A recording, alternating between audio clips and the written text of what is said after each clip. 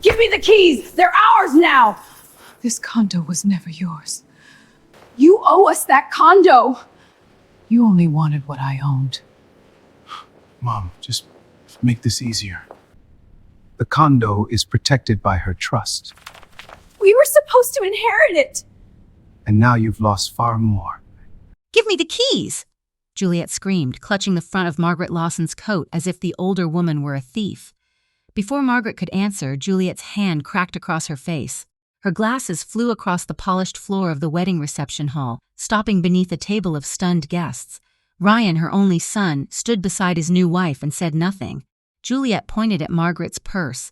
You promised that condo would be ours. Margaret held the purse tighter.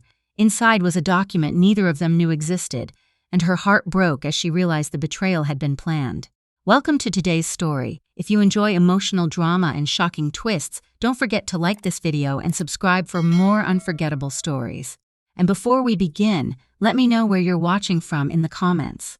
3 months earlier, Margaret Lawson still believed quiet love could hold a family together. At 67, Margaret lived alone in a 2-bedroom condo in Arlington, Virginia, on the 4th floor of a brick building with clean hallways, old elevators, and a balcony that looked out over maple trees. It was not a mansion, it was not flashy, but it was hers, at least in every way that mattered to her heart. Her late husband, David, had helped her choose the place after they sold their old suburban house. They had wanted something manageable, safe, and close enough to Ryan that Sunday dinners could still happen without anyone driving too far. David had died 4 years earlier after a long illness that left Margaret exhausted in ways she rarely admitted. Since then, the condo had become more than a home. It was where she learned to sleep alone, where she kept David's reading chair by the window, where she made coffee every morning in the same chipped blue mug because routine made grief less sharp. Ryan used to visit often then. He brought groceries, fixed a loose cabinet hinge, sat with her through quiet dinners when neither of them knew what to say. Margaret remembered those months with tenderness because that was when she still felt like his mother, not an inconvenience he was trying to manage. Then Juliet came into his life. At first, Margaret tried hard to like her. Juliet was polished, direct, and ambitious. She worked in event design and always seemed to know which restaurants were opening, which neighborhoods were rising, and which people were worth being seen with. She spoke fast and smiled carefully, as if every room were a stage and every conversation had an audience. Ryan seemed proud of her, nervous around her too, though Margaret pushed that thought away whenever it appeared. He was 41, old enough to make his own choices. He had been lonely after his first serious relationship ended years earlier, and Margaret wanted him happy. She told herself that Juliet's sharp edges were just confidence. She told herself that modern women spoke differently. She told herself many things before she finally learned to trust what her stomach already knew. The first uncomfortable moment happened during Juliet's second visit to the condo. Margaret had made lemon chicken, rice pilaf, and a salad with tomatoes from the farmer's market. It was a simple meal, but Ryan had always loved it. Juliet barely looked at the food. She walked slowly through the living room, touching nothing, her eyes moving from the built-in shelves to the balcony doors. "This location is incredible," Juliet said. Margaret smiled. "David and I were lucky to find it." Juliet turned toward Ryan. "Do you know what condos in this building are going for now?" Ryan gave a small laugh. "Not really. I looked up the area once for a client," Juliet said, still studying the room. "People would kill for this kind of square footage." Margaret's smile faded just a little. There was nothing openly rude in Juliet's voice, but something about the way she said square footage made the home feel less like a home and more like an asset being measured. Ryan noticed Margaret's expression and quickly changed the subject. "Mom, dinner smells great." Juliet sat down after that, but Margaret caught her glancing down the hallway toward the bedrooms twice. A week later, Juliet sent Margaret an article about senior living communities. The message said, "Thought this might interest you someday. Some of these places are beautiful and much easier than maintaining a condo." Margaret stared at the text for a long time before replying, "Thank you, but I'm not looking to move." Juliet responded with a smiling emoji and 3 words. "Of course." Just thinking ahead. Margaret did not answer again. Instead, she took a screenshot. She did not know why she did it. It was not fear exactly, it was instinct. A small private action from a woman who had spent decades balancing checkbooks, reading insurance notices, and keeping every important receipt in labeled folders. David used to tease her about it. "You keep paper like the IRS is hiding in the closet," he would say. And you always know where to find the warranty when something breaks, she would answer. That evening, Margaret created a new folder on her phone. She named it Condo. It felt dramatic at the time, almost silly. Juliet had only sent an article. But Margaret had learned that when someone made her uncomfortable, it was better to preserve the facts before emotions blurred them. The comments grew slowly after that. Never enough to cause a scene. Never enough for Ryan to call them cruel. That was how Juliet operated. She wrapped pressure in concern.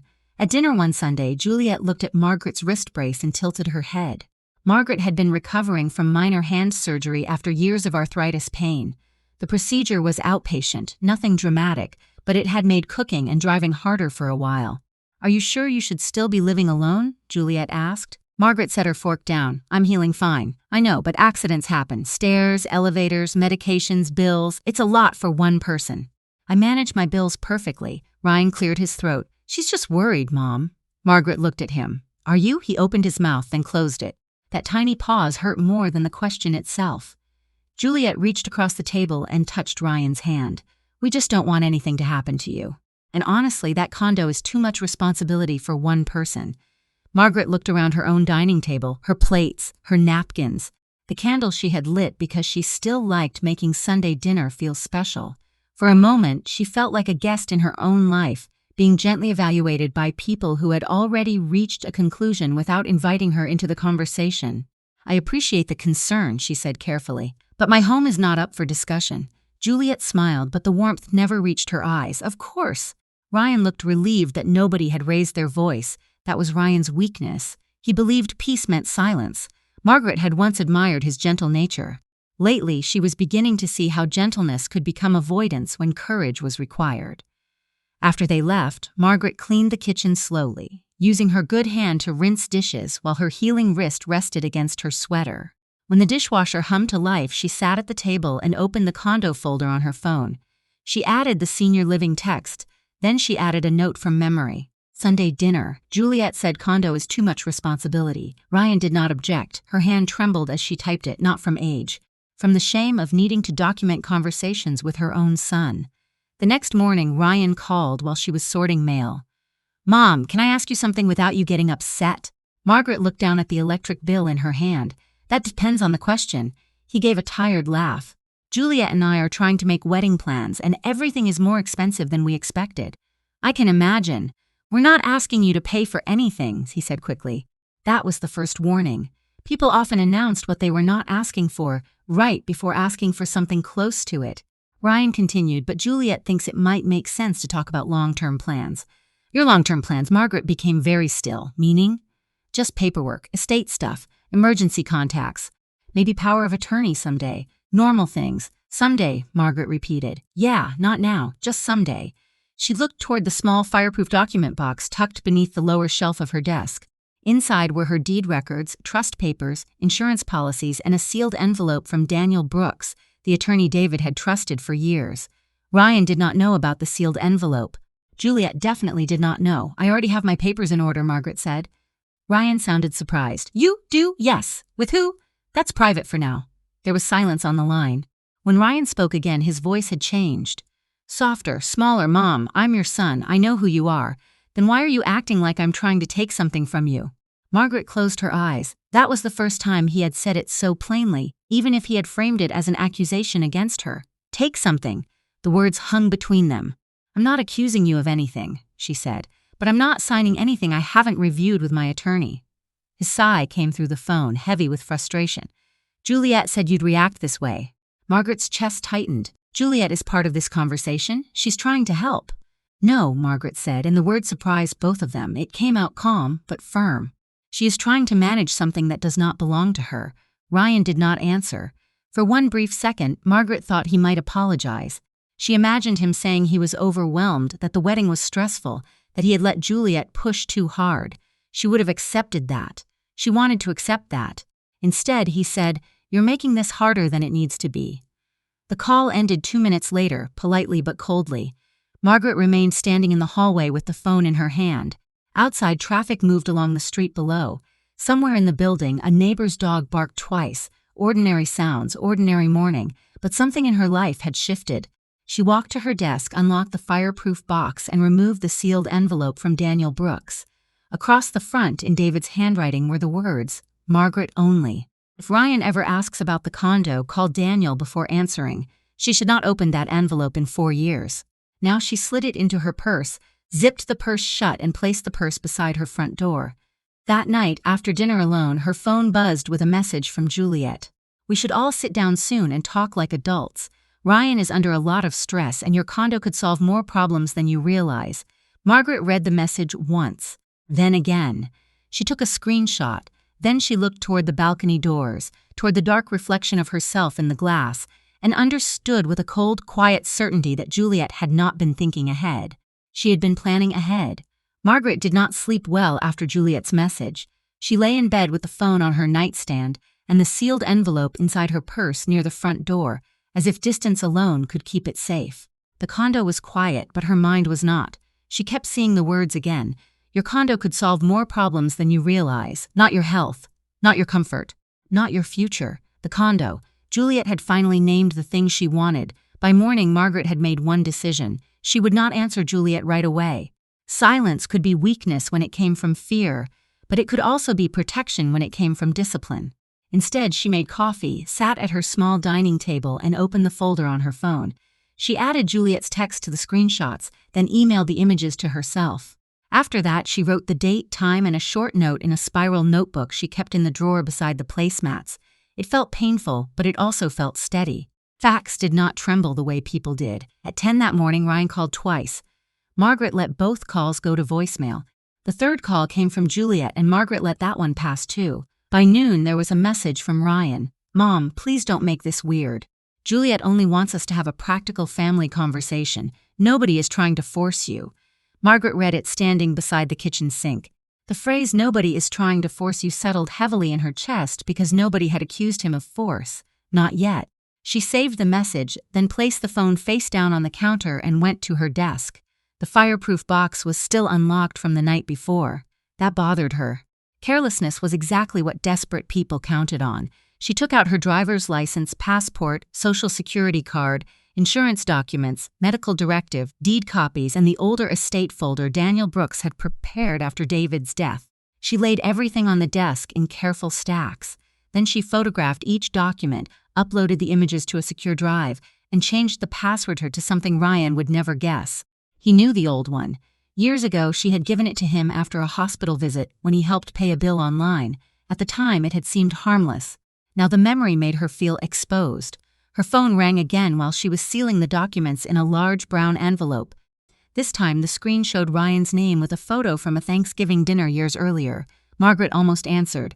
The old instinct rose fast. He was her son. He sounded worried. Maybe she was overreacting. Maybe all of this could still be solved with one calm conversation. Then she remembered his sigh on the phone. "You're making this harder than it needs to be." She let it ring.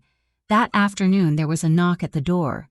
Margaret looked through the peephole and saw Juliet standing in the hallway with a paper shopping bag in one hand and her phone in the other.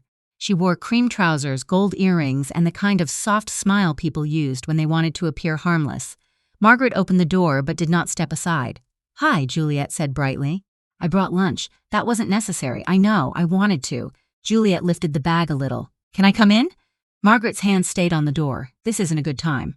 Juliet blinked. The smile remained, but only because she forced it to. "Margaret, I think we got off on the wrong foot yesterday. Ryan is upset. I'm upset. You're clearly upset."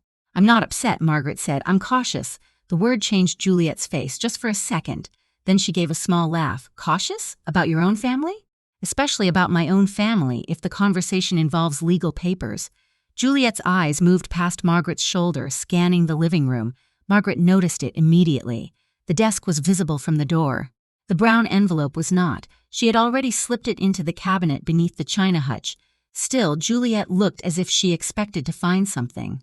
"We're not trying to take anything," Juliet said. "I wish you would stop acting like Ryan is some kind of villain. I didn't say he was. You didn't have to." Juliet lowered her voice. "He feels rejected by you." That landed exactly where Juliet intended. Margaret felt it in her stomach. She had loved Ryan through illness, grief, disappointment, layoffs, and loneliness. She had been careful never to make him feel unloved. The idea that he now saw boundaries as rejection wounded her more than she wanted Juliet to see. "I love my son," Margaret said, "but my property decisions are mine." Juliet's jaw tightened. "At your age, decisions affect other people too." There it was. Not concern, claim. Margaret opened the door wider, but only enough to make the boundary unmistakable. "This conversation is over." For the first time, Juliet stopped smiling. "You're going to regret shutting us out." Margaret held her gaze. "Maybe, but I would regret signing something I didn't understand even more." Juliet stood there for another moment, then stepped back. "Ryan said you were becoming difficult after David died. I told him grief changes people. I tried to be patient. The cruelty was quiet. That made it worse." Margaret felt the words cut into a place no one saw.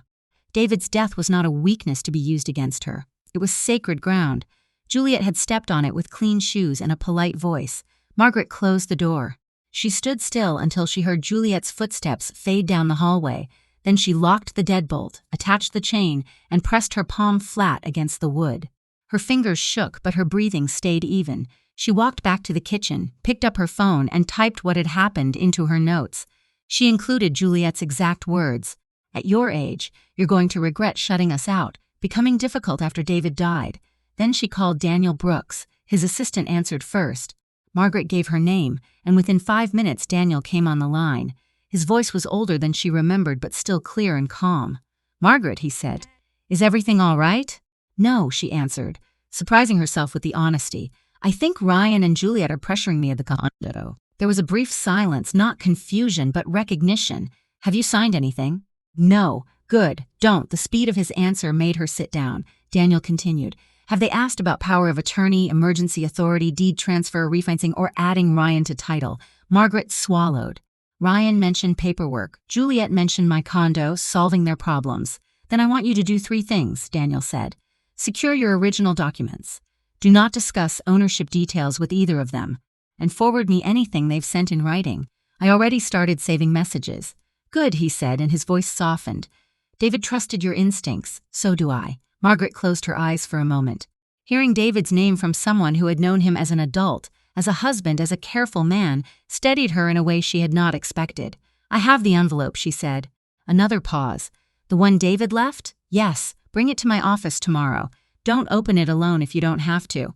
Margaret looked toward the cabinet where she had hidden the brown envelope. "Why?" Daniel did not answer immediately. "Because if Ryan is asking about the condo now, there may be details in that file he was never meant to see without context." After the call, Margaret sat at the table until the afternoon light shifted across the floor.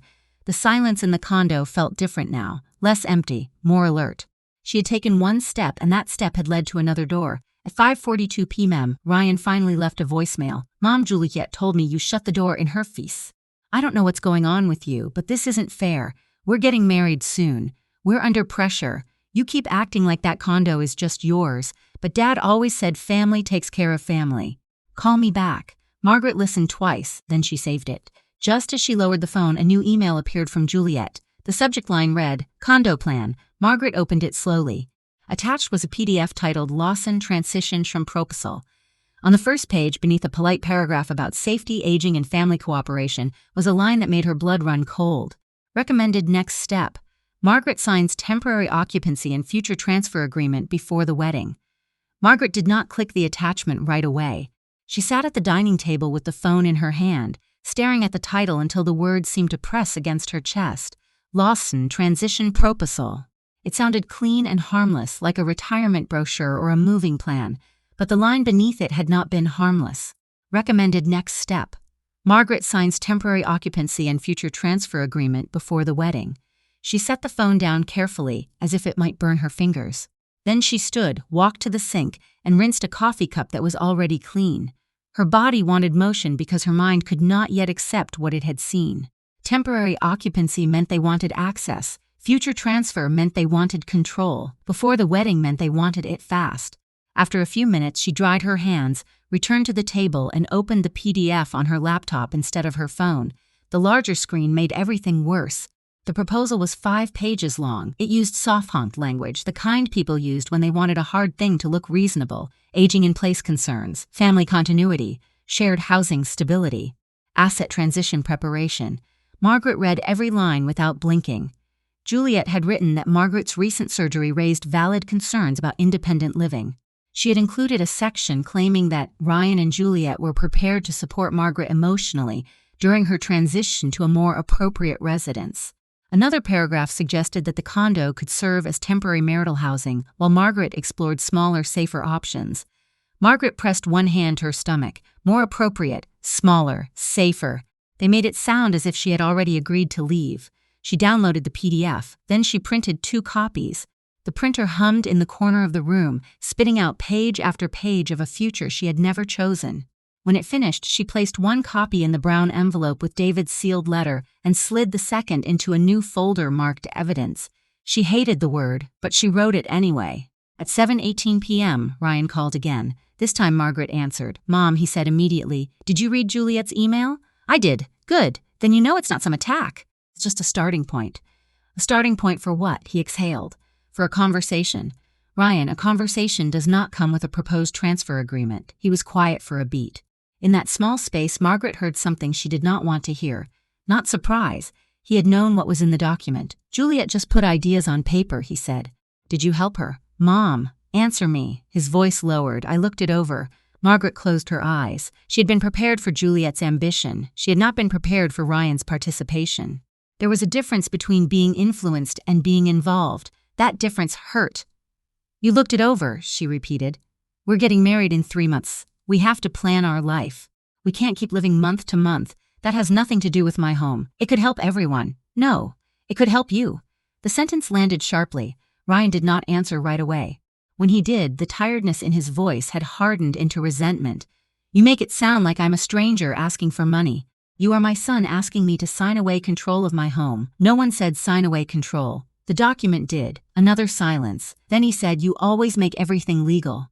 Dad wasn't like this. That was the first time Ryan used David against her. Margaret felt it like a hand around her throat. David had been patient, yes. Generous, yes. But he had never been careless. He had taught her to read before signing, to ask who benefited, to keep copies. Ryan knew that. He simply hoped she would forget. "Your father believed in protecting family," Margaret said softly. "That included protecting me." Ryan's tone changed again, becoming softer, more wounded. "I'm drowning, Mom." The words stopped her. For a second, the conflict faded and she heard only her son, not Juliet's future husband, not the man pushing papers at her. Just Ryan, exhausted and ashamed. "What do you mean?" He breathed out slowly. "Everything costs too much. The wedding, rent, credit cards. Juliet's business has been slow. I didn't want to worry you." Margaret sat down. There it was. A truth, but not the whole truth. She could feel it. "How much debt?" "I don't want to get into numbers tonight." "Then don't ask me for property. That's not fair." "What isn't fair is asking me to rescue you without telling me what I'm rescuing you from." His frustration returned quickly. "You don't understand the pressure I'm under." "No, Ryan. I think I'm beginning to." He made a sound, half laugh and half groan. "Juliet said you'd turn this into a betrayal. Juliet keeps speaking for me and predicting me. Maybe she should try listening instead. She wants security. Is that so terrible?" Margaret softened, despite herself. "No, wanting security isn't terrible. Deciding someone else's home is the price of your security is." Ryan did not answer. The call ended soon after, unresolved and cold. But one thing had changed. Ryan had admitted enough to confirm that the condo plan was not just Juliet's fantasy. It was tied to debt, it was tied to urgency, and he had been hiding both. Margaret saved the call notes immediately. She wrote down his exact words. "I'm drowning. Wedding, rent, credit cards, Juliet's business slow." Did not want to give numbers. She added the time and date, then emailed the note to herself and Daniel Brooks. The next morning, Margaret went to her bank. She had no appointment, but the branch manager, Denise Parker, had known her for years. Denise was in her 50s, calm, practical, and discreet. She had helped Margaret organize account access after David died and had never made her feel foolish for asking careful questions. Denise met her in a glass-walled office near the back. "What can I do for you, Margaret? I want to review who has access to my accounts." Denise's expression changed just slightly. Of course. Within minutes, Denise had the accounts open on her screen.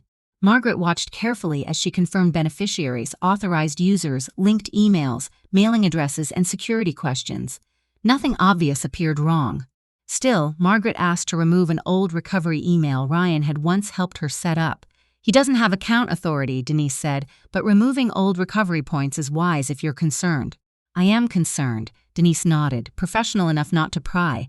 Then I also recommend adding verbal password protection for phone inquiries. It means no one can call pretending to assist you without that phrase. Margaret agreed immediately. As Denise typed, she paused. There is one thing. Margaret's shoulders tightened. What? There was an inquiry last week about a home equity line of credit. It didn't move forward because no application was completed. It was just a general inquiry. Margaret felt the room narrow. From me? No. It came through the online contact form. The person used your full name and property address, but the phone number listed was not yours. Denise turned the monitor slightly and pointed. Margaret leaned forward. The number was Ryan's. For a moment, she could not speak. Her son had not just talked about needing help. Someone had used her name and her condo address to ask about borrowing against her home. Maybe it had been Ryan, maybe Juliet, maybe both. But either way, the line between pressure and action had been crossed before Margaret even knew there was a line. I want a copy of that inquiry, Margaret said. Denise hesitated. I can print the internal note and request record for your file. It's not a formal application, but yes, I can provide documentation showing the contact attempt. Please do. Denise printed the record and placed it in an envelope. Margaret, I'm going to say this carefully. If anyone brings you financial documents, do not sign them here alone. Ask for a private appointment. Ask for me if you want. Margaret nodded. Thank you. On the way home, she stopped at a shipping store and made copies of everything. One set went into her fireproof box, one went into the evidence folder, one she prepared for Daniel Brooks. When she returned to the condo, she found a voicemail from Juliet waiting on her phone. Margaret, I hope you're proud of yourself. Ryan barely slept. You know he hates conflict, and you're using that against him.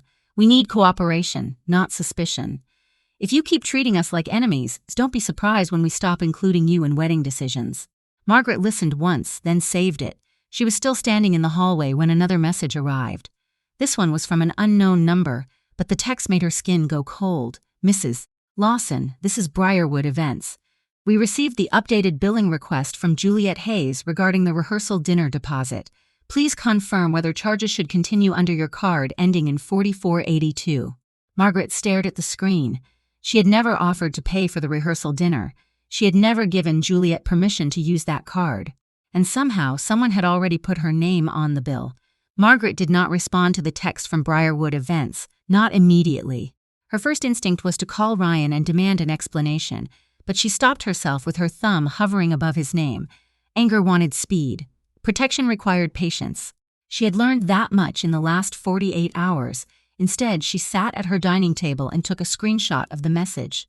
Then she took a second screenshot showing the sender's number and timestamp. She forwarded both to her email, to Daniel Brooks, and to the secure folder she had created. Only then did she call Briarwood Events. A woman answered with a cheerful professional voice. Briarwood Events, this is Marcy. This is Margaret Lawson, Margaret said. I received a text about a rehearsal dinner deposit under my card. I need to know who authorized that. There was a pause. Margaret heard typing. Yes, Mrs. Lawson. I see the card ending in 4482 on file. The event is for Ryan Lawson and Juliet Hayes. The updated billing request came through yesterday afternoon. Who submitted it? More typing. It appears the request was submitted by Ms. Hayes through our client portal. There's a note saying you are the family sponsor for the rehearsal dinner. Margaret closed her eyes. Family sponsor. Another pleasant phrase wrapped around something she had never agreed to. I did not authorize that charge, she said. Marcy's voice changed at once. The cheerfulness became caution. I understand. No charge has been processed yet. The card was listed for the deposit hold, but we require final confirmation before running it. That confirmation is denied. Of course.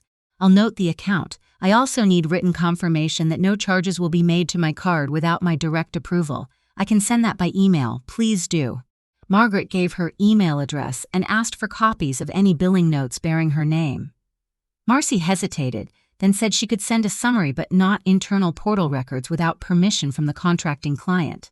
Margaret thanked her anyway. She had learned not to push too hard on the first call.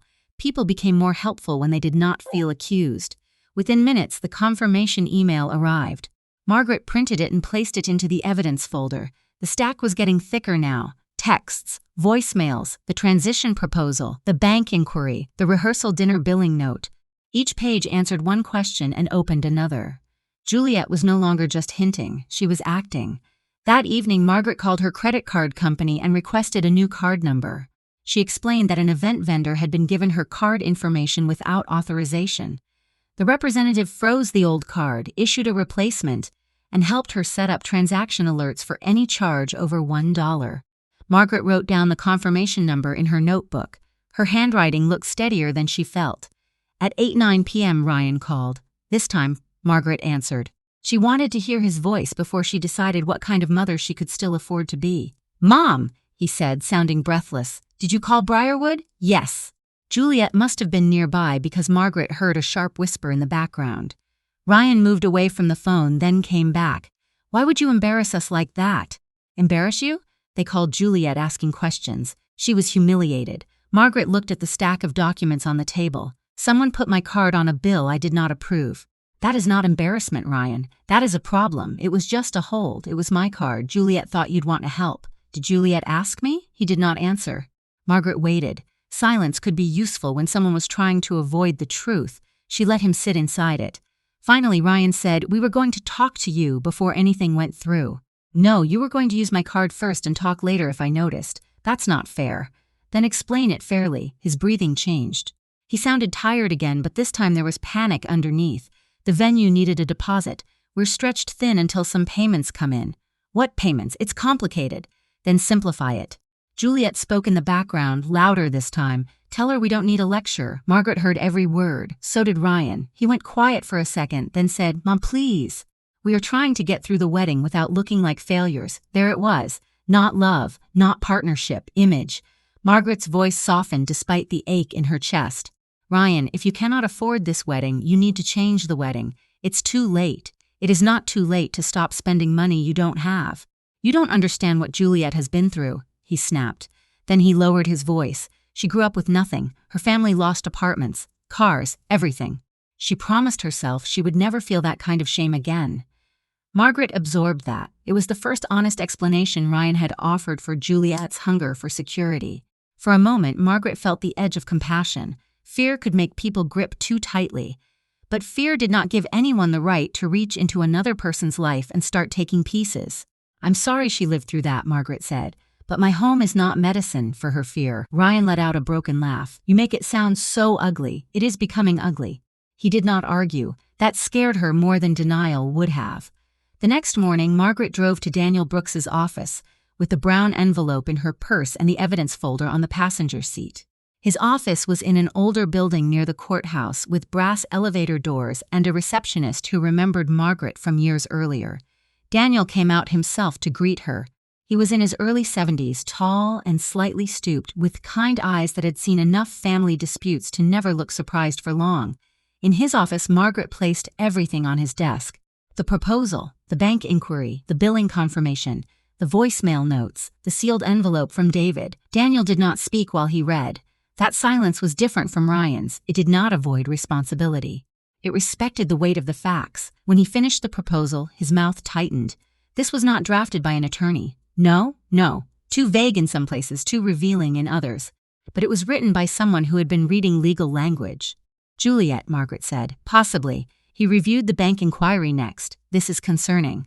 A home equity inquiry is not a crime by itself, especially if no application was submitted. But using your name and address without your knowledge is a warning sign. And the card? That gives us a pattern." Margaret hated the word pattern because it made everything harder to dismiss. Daniel opened David's sealed envelope last. Before breaking the seal, he looked at her. "Are you ready?" "No," Margaret said, "but open it." Inside was a short letter from David and a copy of a trust amendment Margaret vaguely remembered signing after his diagnosis. She had understood the broad strokes then. Daniel had explained it. David had explained it, but grief had blurred the details.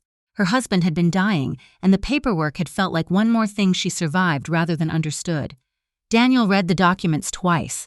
Then he leaned back. "Margaret, the condo is titled in the Lawson Family Trust. You are the surviving trustee. You have full control during your lifetime. Ryan is listed as a contingent beneficiary, but only after your death and subject to the trust conditions." Margaret nodded slowly. That much sounded familiar. Daniel tapped the second page. "But there is a restriction," David added. "The condo cannot be transferred, pledged, refinanced, or occupied under a family arrangement that pressures you out of residence unless you independently approve it in writing after legal counsel. This was designed to protect you." Margaret stared at the page. David had seen a danger she had not wanted to imagine. Daniel's voice softened. He was worried that grief might make you agree to something just to keep peace. Margaret looked away. The office window blurred slightly. David had loved Ryan, but he had known human weakness too. Maybe better than she had. What do I do now? She asked. First, you do not sign anything. Second, we document every contact. Third, I'll pull the land records and confirm no improper filings have been made. Fourth, we discuss whether to update your estate plan. The phrase estate plan made Margaret's stomach tighten. That meant consequences, real ones. Not revenge, not anger, consequences. Before she left, Daniel made certified copies of several documents and gave her a plain folder to carry home. Keep the originals secure. Not in an obvious place. Margaret drove home with both hands tight on the wheel. She was beginning to understand that the condo was not just a place Ryan and Juliet wanted. It was a test of whether she still had the right to say no. When she reached her building, she paused in the lobby to check her mailbox. Among the grocery flyers and utility notice sat a white envelope from Arlington County Land Records. Her name was typed on the front. Inside was a notification confirming that someone had requested certified copies of the recorded deed and trust-related property documents for her condo 2 weeks earlier. The requester's name was printed at the bottom. Juliet Hayes. Margaret stood in the lobby with the Arlington County envelope open in her hands. The mailboxes clicked softly behind her as another resident checked his mail, but she barely heard it. Juliet Hayes. The name sat at the bottom of the notice in plain black print, harmless in appearance and chilling in meaning. Juliet had not just talked about the condo. She had gone to the county records office and requested certified copies of the deed and trust-related documents 2 weeks before sending the transition proposal. For a moment, Margaret simply folded the paper back into the envelope and held it against her chest. She wanted to believe there was an innocent explanation. Maybe Juliet was helping Ryan understand estate planning. Maybe she had requested the documents out of curiosity. But curiosity did not create a proposal. Curiosity did not put Margaret's credit card on a rehearsal dinner bill. Curiosity did not use Ryan's phone number to inquire about borrowing against her home. She went upstairs without stopping to speak to anyone. Inside the condo, she locked the door, set the chain, and placed the county notice on the dining table beside the evidence folder. The stack of paper looked different now. Before it had felt like protection. Now it looked like proof that the threat had been moving faster than she had. Margaret called Daniel Brooks before taking off her coat. He answered after one ring as if he had expected her. "Margaret? I received something from Arlington County Land Records," she said. Juliet requested certified copies of the deed and trust documents 2 weeks ago. Daniel was quiet for only a second. "Bring it to me tomorrow. I can scan it now." "Do that first, then bring the original." Margaret sat at her desk and scanned the notice with careful hands. She emailed it to Daniel, uploaded a copy to her secure folder, then printed another for her file. She was learning that every document needed a twin, and every twin needed a safe place.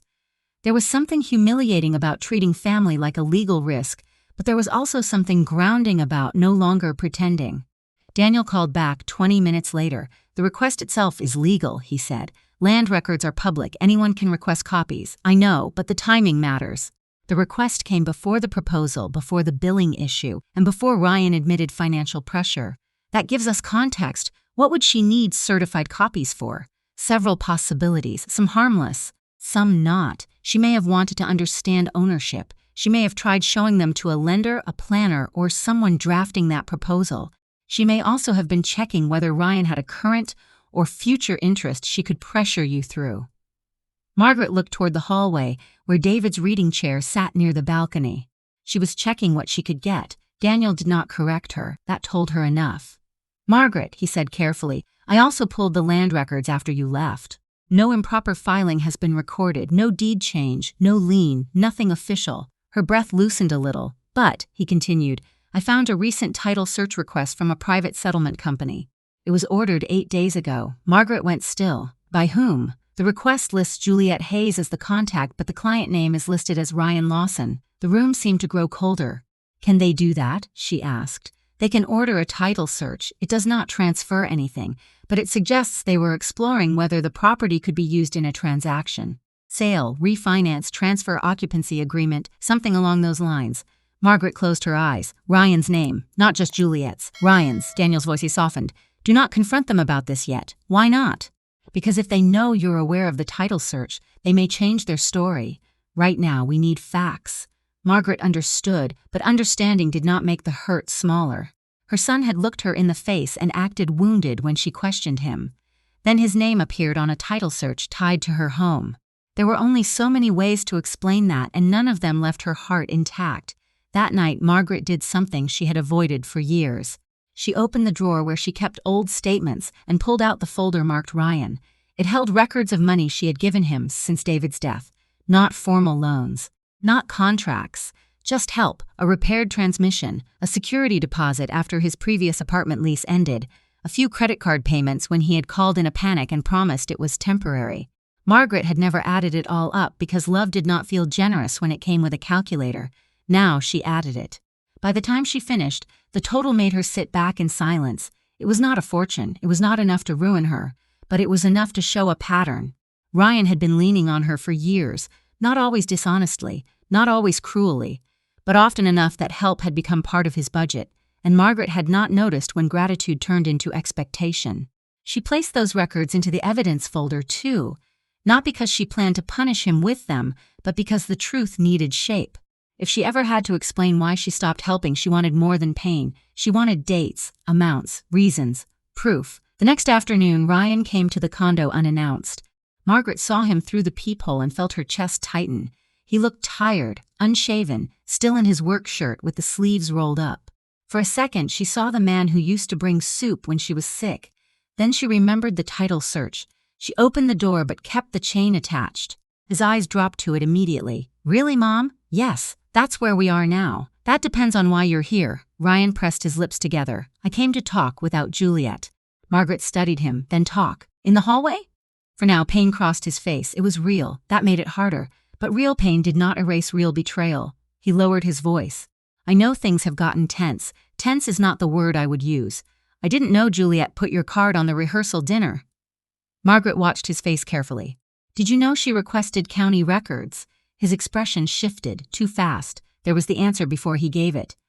"She was just trying to understand the trust," he said. "Why was your name on a title search?" Ryan's face strained. "Who told you that?" "My attorney." He looked away down the hall, then back at her. "It wasn't what you think." "Then tell me what it was." He rubbed both hands over his face.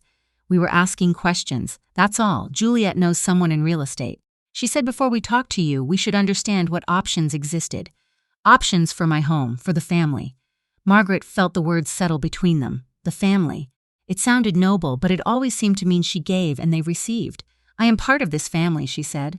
"Why was I the only one not included?" Ryan's eyes filled with frustration. "Because every time we bring it up, you act like we're criminals. Then stop behaving like people who need to hide things." His jaw tightened. "Juliet said you would twist this. Juliet has been wrong about many things. Something hardened in him then. She's going to be my wife, and I am your mother. I know that." "No," Margaret said quietly. "I don't think you do." For a moment, neither of them spoke. Somewhere down the hall, an elevator opened and closed. Ryan looked embarrassed, exposed, angry. Margaret felt old suddenly, but not weak. There was a difference, and she was beginning to understand it. Ryan reached into his leather messenger bag and pulled out a folder. "I brought something." "Just look at it." Margaret did not take it. "What is it?" "A revised agreement, less formal. No transfer right now. Just temporary occupancy after the wedding while you decide where you want to go." Her hand tightened on the doorframe. "Where I want to go." "You said you didn't want legal pressure." "Fine. This is just a family agreement. A family agreement prepared before I agreed to leave. You'd still own it. For now." He flinched. Margaret looked at the folder in his hand. She knew then that Juliet had sent him because she believed Margaret might soften if the request came from her son.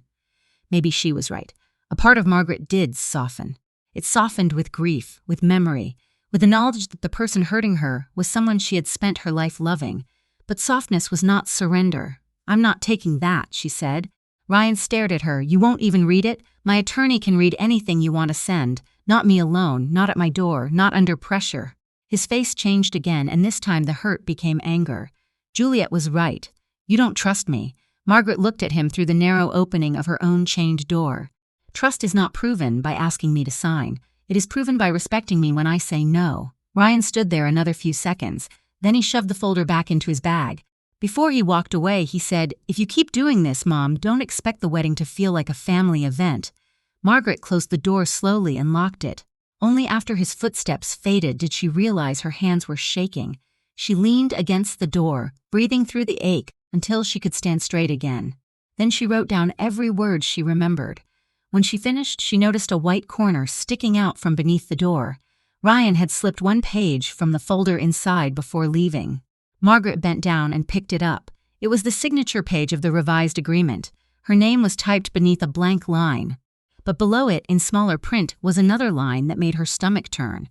Acknowledged by Ryan Lawson, acting as future trustee representative. Margaret stared at the signature page until the words stopped looking like English. Future trustee representative. Ryan had no such authority while she was alive. Daniel had said that clearly. The trust protected her right to remain in her home, her right to control the property, and her right to make decisions without family pressure. Yet there was her son's name, printed beneath a title that sounded official enough to fool someone who did not know better. She placed the page flat on the dining table and took 3 photographs from different angles. Then she scanned it, emailed it to Daniel, and slid the original into the evidence folder. Her hands moved with a calmness that surprised her. The pain was still there, but something else had risen beside it. Precision. If Ryan and Juliet wanted to bury her under polite paperwork, she would meet them with records. Daniel called within 15 minutes. "Do not throw that away," he said. "I won't." "And do not respond to Ryan about it yet." Margaret looked at the closed front door. "He slipped it under my door after I refused to take the folder." That matters. It shows pressure. It also shows they were willing to present legal-sounding authority that doesn't exist. Can he call himself that? He can call himself anything on a private draft. That doesn't make it valid. But it tells me someone is trying to create the impression that he already has a role in managing the trust. Juliet? Maybe both of them. Either way, this has moved beyond uncomfortable family conversation. Margaret sat down slowly. "What do I do now? Keep the original. I'll prepare a letter making clear that all property and trust communications go through my office. It may not stop them emotionally, but it gives us a boundary in writing." That word stayed with her after the call. Boundary. She had always thought boundaries were harsh things, walls people built when they stopped loving each other. Now she was beginning to understand they could also be doors with locks, not to keep love out, but to keep harm from walking in whenever it pleased. The next morning, Margaret changed the lock code to her condo door. Ryan still had an emergency code from years ago, and although she doubted he would use it without asking, doubt was no longer enough. She called the building manager, Mr. Albright, and asked him to remove Ryan's name from the approved spare key access list. Mr. Albright sounded surprised. "Everything all right, Mrs. Lawson?" "I'm updating my records. Of course, I'll need your written confirmation. I'll send it today." She did. Then she printed the confirmation email and added it to the folder. Another small step. Another quiet line drawn. By Friday, Daniel's formal letter had been sent to Ryan and Juliet by email and certified mail. Margaret received a copy. It was plain and professional, stating that she would not review, sign, or discuss any agreement related to her residence, trust, deed, accounts, or future estate planning outside the presence of counsel. It also instructed them not to present documents to her directly. For the first time in weeks, Margaret slept almost 6 hours. The peace lasted until Sunday afternoon. Ryan called just after lunch. Margaret almost let it go to voicemail, but something in her wanted to see whether the letter had changed anything. "Mom," he said, his voice tight, "we need to talk. You received Daniel's letter." "Yes, Juliet did too." "Then you understand my position. I understand that you hired a lawyer against your own son." Margaret could close her eyes. "I did not hire him against you. I contacted him for myself. That's the same thing." "No, Ryan, it isn't," he exhaled sharply. "We're coming over tonight." "No." The word left her mouth before he could continue. It sounded clean. It sounded final. There was silence. Then he said, "It's not just us. Aunt Carol and Mark are coming too. Juliet's mother will be there. We need a family conversation before this gets uglier." Margaret felt her stomach tighten. Aunt Carol was David's older sister, 74, and opinionated, but not unkind.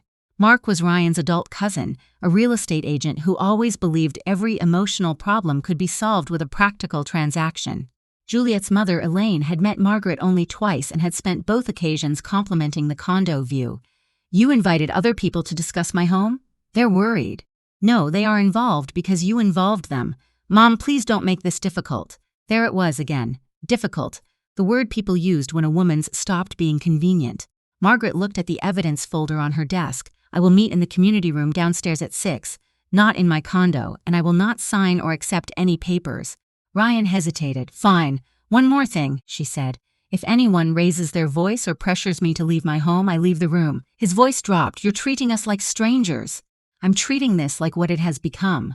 At 6 o'clock, Margaret entered the building's community room with her purse, phone, and a slim folder containing D'Angel's letter. She had told Mr. Albright she was using the space for a private family discussion. She chose the seat closest to the door. Ryan was already there, standing near the windows with his arms folded. Juliet sat at the long table beside her mother Elaine, who wore a pale blue suit and a concerned expression that looked rehearsed. Aunt Carol sat stiffly near the coffee station, her cane resting against her chair. Mark leaned against the wall, scrolling on his phone. Juliet looked Margaret up and down. You brought paperwork. I brought my attorney's letter. Juliet gave a small laugh. Course you did. Ryan shot her a look. Juliet. Margaret noticed that he corrected the tone, not the behavior. It was a small distinction, but small distinctions had begun to matter. Elaine leaned forward with folded hands. Margaret, we all care about you. No one wants you to feel attacked. Then this is already off to a bad start, Margaret said. Aunt Carol's eyebrows rose, but she said nothing. Mark cleared his throat. Maybe we should keep this practical. The condo is a valuable property. You're living alone after surgery, and Ryan is about to start married life. There may be a solution that helps everybody. Margaret turned to him. Who told you I needed a solution? Mark looked uncomfortable. Ryan mentioned concerns about my health, or concerns about my property. The room went quiet. Juliet leaned back in her chair. This defensiveness is exactly why we needed witnesses. Witnesses? Margaret repeated. Elaine touched Juliet's arm, but Juliet kept going. Yes, because every time Ryan tries to talk to you, you twist it into some attack. He's been losing sleep. He feels guilty asking for anything, even though family is supposed to help family. Margaret looked at Ryan. He stared down at the table against silence. Always silence when it mattered. Aunt Carol finally spoke. Margaret, I don't think anyone wants to take your home, but maybe you could consider letting Ryan and Juliet stay there temporarily after the wedding while you try one of those senior apartments nearby. Margaret felt the floor shift beneath her, not because the suggestion was new, but because it had traveled. Someone had already discussed her leaving as if it were a reasonable next step. I am not moving into a senior apartment, she said. Elaine sighed softly. No one is forcing you, but independence can become isolation. Sometimes older adults don't recognize when a home is too much. Margaret smiled without warmth. My home is not too much, this conversation is. Ryan rubbed his forehead. Mom, please? No, she said, turning to him. You brought 5 adults into a community room to pressure me about a decision I already made. That is not concern. That is organization. Juliet's face tightened. You are making Ryan choose between his wife and his mother. No, Margaret said. I am asking my son not to participate in taking something that is not his. The words landed hard. Ryan looked up then, wounded and angry. You really think that's what I'm doing? Margaret held his gaze. I think you know enough to stop, and you haven't. That was when Mark pushed away from the wall, impatient. Look, maybe everyone needs to calm down. Juliet only asked me to look at the property because she wanted to know if the place could handle 2 more occupants without violating condo rules. That's all. The room went still. Margaret turned slowly toward him. When did she ask you that? Mark's face changed as he realized what he had said. Juliet stood so quickly, her chair scraped the floor. Mark, she snapped, but it was too late. Margaret looked from Mark to Juliet, then to Ryan. Her voice was quiet now. Too quiet for anyone to interrupt. You were already planning to move in. Margaret did not move after saying the words. The community room felt smaller than it had a minute earlier. Mark looked down at his shoes, his face red with embarrassment. Elaine pressed her lips together and folded her hands tighter on the table. Ryan stared at Juliet, waiting for her to explain something he should have already known how to explain himself. Juliet recovered first. She always did. Her shoulders straightened, and the shock on her face disappeared behind that polished calm Margaret had come to dread. That is not what Mark meant, Juliet said. Mark lifted his head. Actually, Mark misunderstood. Juliet cut in, her voice sharp enough to stop him. Margaret looked at Ryan. Did he? Ryan's mouth opened, but no sound came out. It was not confusion. It was calculation. He was trying to find the least damaging answer. That silence decided something inside Margaret. She stood and picked up her purse. I said if this became pressure, I would leave. Aunt Carol leaned forward. Margaret, don't go. We're all just trying to know, Margaret said, not loudly, but firmly enough that Carol stopped speaking. You were all invited here to discuss a plan for my home without my consent. That is not concern. That is pressure with witnesses. Juliet pushed her chair back. You're being dramatic. Margaret turned to her. "No, I am being clear." Ryan stood too. "Mom, wait." She looked at him, and for 1 second she almost softened. He looked exhausted, cornered. But she had spent too many years mistaking his discomfort for innocence. He could be uncomfortable and still be wrong. "If you want to talk to me," she said, "you can do it through Daniel." "That's insane," Juliet snapped. "He is your son, and I am his mother," Margaret replied. "Not a property problem." She left before anyone could answer. Her steps were steady across the lobby, but once the elevator doors closed, she gripped the rail so hard her knuckles went pale. No one had raised a hand to her, no one had shouted threats, yet the violence of that meeting sat deep in her bones. They had gathered adults in a room and calmly discussed removing her from her own life. Upstairs, Margaret locked herself inside the condo and immediately wrote down everything. She listed who attended, where each person sat, what Mark admitted, and what Juliet denied. She wrote Ryan's silence as a separate line. That felt cruel, but it was true. Silence had become his contribution. Then she did something Daniel had suggested earlier, but she had resisted. She created a timeline on her laptop, not emotional notes, a clean timeline. Juliet's senior living text, Ryan's paperwork call, Juliet's transition proposal, the unauthorized rehearsal dinner billing request, the home equity inquiry using Ryan's phone number, the county record request, the title search, the revised agreement page, the community room meeting. When she finished, the pattern looked impossible to ignore. It was no longer a handful of misunderstandings. It was a progression. The next morning, Margaret sent the timeline to Daniel and asked for a meeting. He replied within 10 minutes. "Come at 2. Bring originals if you can." She spent the next hour preparing. She placed copies in one folder and originals in another. She put the originals in a tote bag beneath a folded sweater, then slipped her passport, checkbook, and a small amount of cash into the inside pocket. It felt excessive until she remembered Ryan still knew where she kept many things. The lock code had been changed, but memory could be a key too. Before leaving, she called Mr. Albright. "I need to ask whether anyone requested access to my unit recently," she said. There was a pause. "Let me check the log." Margaret stood beside the entry table, watching the front door as if it could answer before he did. Mr. Albright returned to the line. "There was a call last Thursday. A woman said she was your daughter-in-law and asked whether family members could be admitted if there was concern for your well-being." Margaret's hand tightened around the phone. "What did you tell her? That we don't admit anyone without owner permission unless emergency services are involved." She seemed irritated. "Did she give a name?" She said Juliet Hayes. Margaret closed her eyes. "Please email me that information. I can send you a note confirming the call in our policy. Thank you." Another piece, another quiet attempt to create access.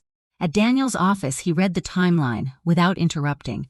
When he reached the note from Mr. Albright, his expression hardened in a way Margaret had not seen before.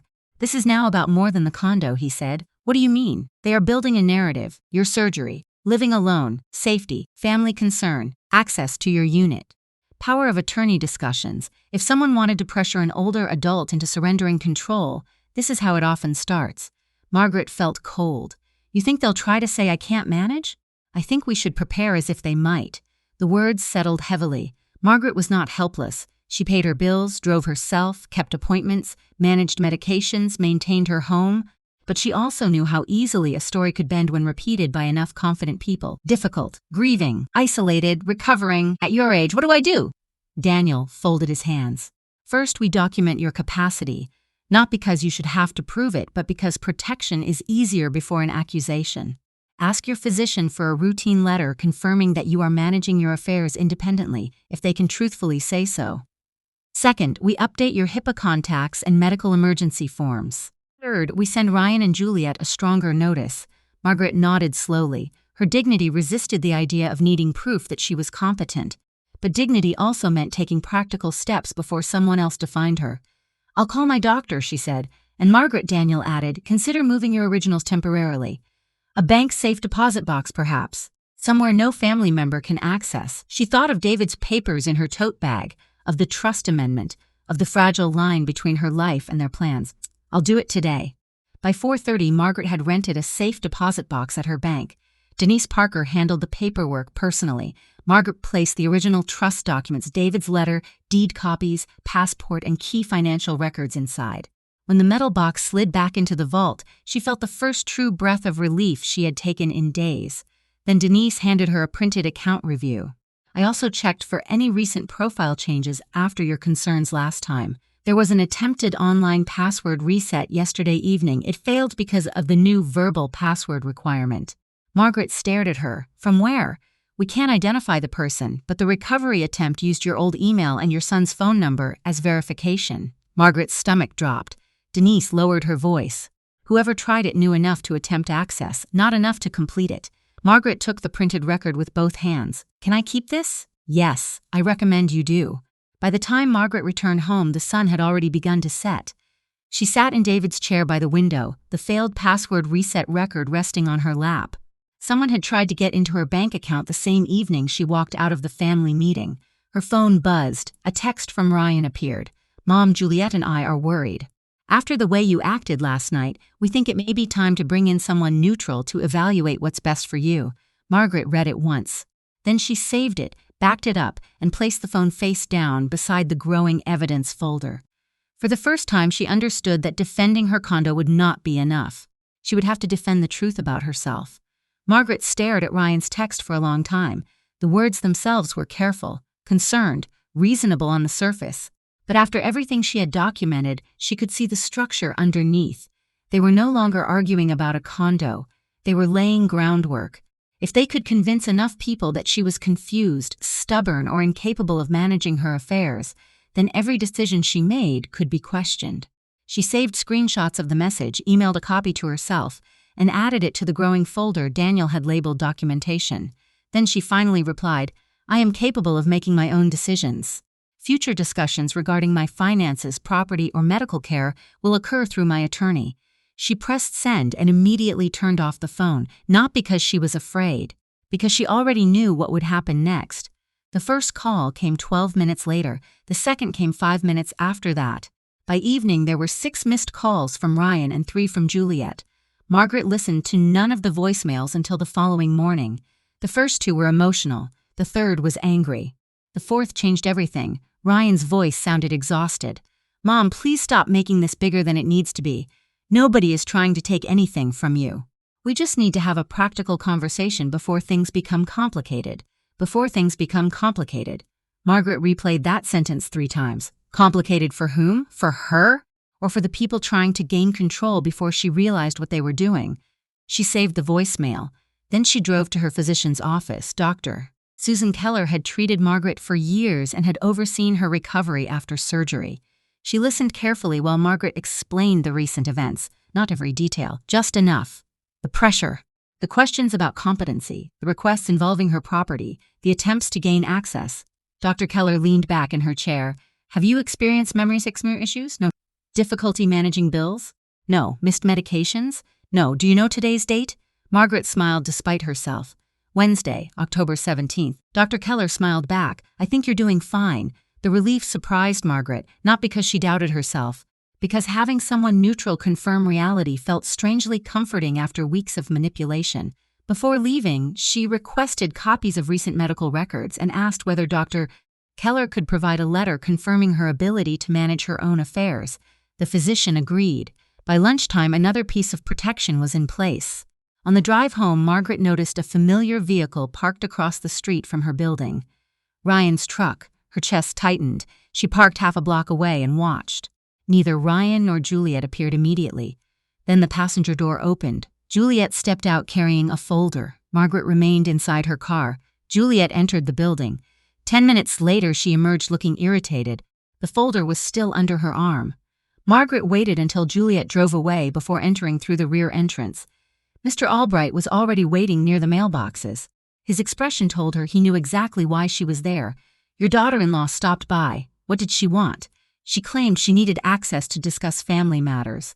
Margaret sighed. And? I told her no, thank you. Mr. Albright hesitated. There was something else. Margaret looked up. She asked whether anyone besides you was listed for emergency access. A cold feeling spread through her stomach. What did you tell her? Nothing. Relief washed through her. Then concern replaced it. Juliet wasn't just trying random doors anymore. She was looking for specific information. Specific authority, specific leverage. That evening, Margaret met Daniel again. She handed him copies of the latest messages, voicemail transcripts, Dr. Keller's letter, and notes about Juliet's visit. Daniel read quietly. When he finished, he removed his glasses.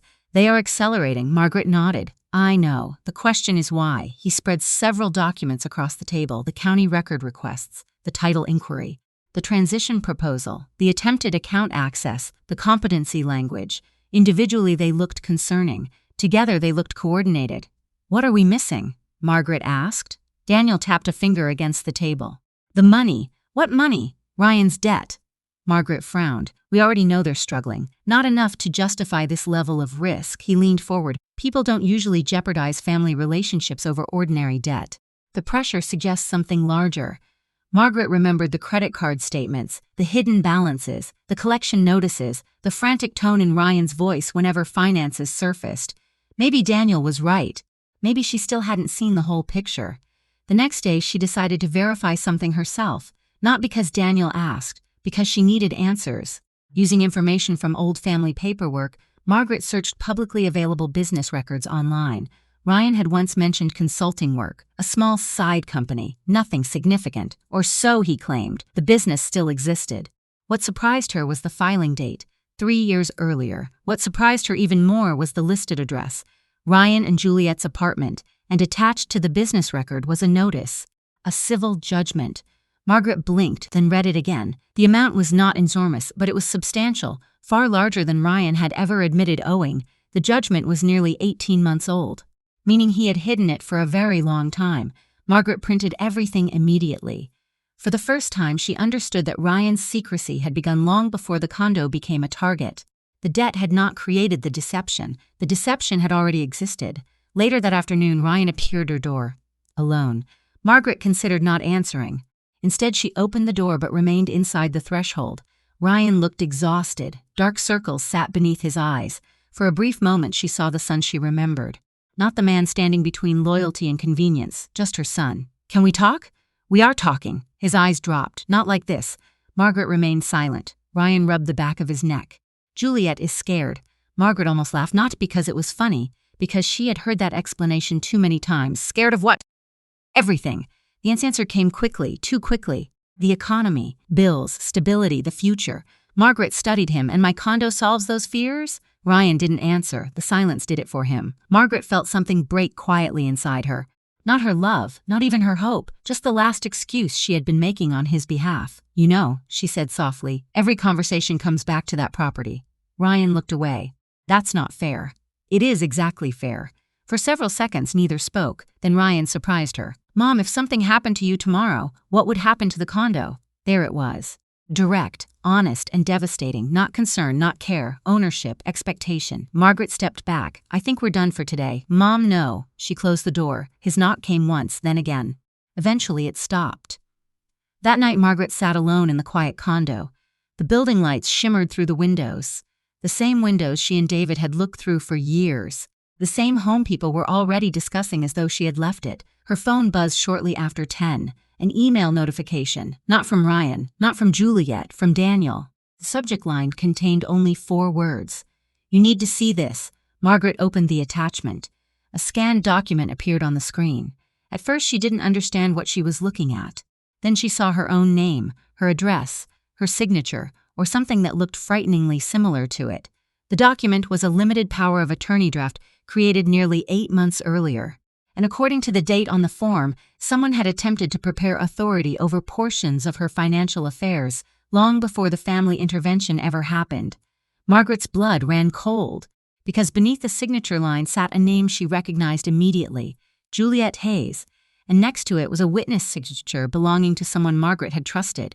Margaret barely slept. The scanned document remained open on her laptop long after midnight. Every time she looked away, she found herself staring at it again. Her name, her address, a signature that resembled hers just enough to make her uncomfortable, and beneath it the witness name, Linda Mercer. Margaret closed her eyes. For more than 15 years, Linda had been one of her closest friends.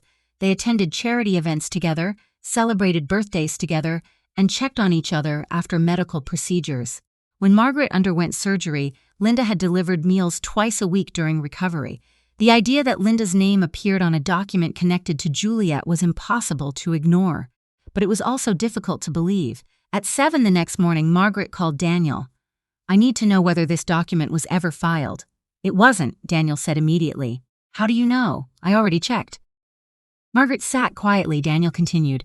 That doesn't make it harmless. No, it means someone prepared it but never completed the process. Margaret looked at the signature again. Or they were waiting. The silence on the line lasted several seconds. That's possible, Daniel admitted. For the first time since this started, Margaret felt genuinely frightened. Not because she believed someone could suddenly seize control of her finances. Daniel had already reassured her that legal authority required proper execution and verification. What frightened her was the timeline. 8 months. 8 months before the family intervention. 8 months before the escalating conversations. 8 months before Ryan started talking about downsizing. Someone had been planning something long before they ever approached her directly. That afternoon, Margaret drove to Linda's house. She almost turned around twice. Part of her wanted to preserve the friendship. Another part needed the truth. Linda answered the door wearing gardening gloves and a surprised smile. Margaret. For a moment, everything felt normal. Then Margaret remembered the document folded inside her purse. Can we talk? Linda immediately stepped aside. Of course, they sat in the kitchen. Coffee was poured. Small talk lasted less than 2 minutes. Margaret removed the document and placed it on the table. Linda's face changed instantly. Not confusion, recognition. Margaret saw it immediately. You've seen this before. Linda stared at the paper. Her hands stopped moving. Finally, she nodded. Yes. The answer hurt more than Margaret expected. You witnessed it. Linda looked miserable. No. Margaret frowned. What? I never witnessed anything. The statement landed heavily between them. Margaret leaned forward. Then why is your name there? Linda swallowed. For several seconds, she appeared unable to answer. Then she quietly said, because Juliet asked me. Margaret's stomach tightened. What exactly did she ask? Linda stared at the table. She said she was helping organize some future planning documents. She asked if she could list me as a reference because I knew you well. A reference. That's what she called it. Margaret felt anger building, not explosive anger. Something colder, more dangerous. You didn't sign this? No. Did you ever meet with an attorney? No. Did you ever discuss power of attorney? No. Linda's eyes filled with embarrassment. I didn't realize what she was doing. Margaret believed her. Not completely, but enough. The answers fit. Linda had always been trusting, too trusting. Juliet probably knew that. What happened after she asked you? Linda hesitated again. Then she said something that made Margaret's pulse quicken. About 2 months later, she called again. Margaret waited. She wanted information. What kind? Questions about your health. The room seemed to shrink. Margaret didn't interrupt. She asked whether you were forgetting things. Whether recovery from surgery had been difficult. Whether I thought you should be living alone. Margaret felt physically ill. And what did you tell her? The truth. Linda looked directly at her. I told her you were independent. Margaret nodded slowly. At least that much had remained intact. But the conversation revealed something larger. Juliet had been gathering opinions, testing narratives, looking for support, building a story. The realization sat heavily in Margaret's chest during the drive home. By evening, she had added detailed notes to her evidence file. Time, dates, statements, names, patterns. The picture was becoming clearer. Unfortunately, it was becoming uglier too. 2 days later, another piece appeared unexpectedly. Margaret was reviewing bank records when her phone rang. The caller ID displayed the name of a former coworker, Stephen Hart. They had worked together years earlier, before retirement. She almost ignored the call. Instead, she answered. After a few minutes of casual conversation, Stephen hesitated. Margaret, I wasn't sure whether I should mention this. Her instincts immediately sharpened. Mention what? I ran into Ryan. The room became still. When? Last month. Margaret waited. He asked me something strange. A knot formed in her stomach. What? Stephen sounded uncomfortable. He wanted to know whether I knew any financial advisors who specialized in estate transitions. Margaret frowned. What did he mean by that? That's what I asked, and? Stephen sighed. He said he was preparing for future family asset management. Margaret felt a chill run through her body. Future family asset management. Not helping his mother. Not supporting her. Managing assets. The language sounded disturbingly familiar. Corporate. Detached. Possessive. Did he mention specific assets? No. Stephen paused. Though he did ask how difficult it was to transfer real estate after a parent became unable to manage things independently. Margaret closed her eyes. There it was again. The same narrative, the same objective, the same preparation, different people, different conversations, one direction. After ending the call, she immediately documented everything. Then she emailed Daniel.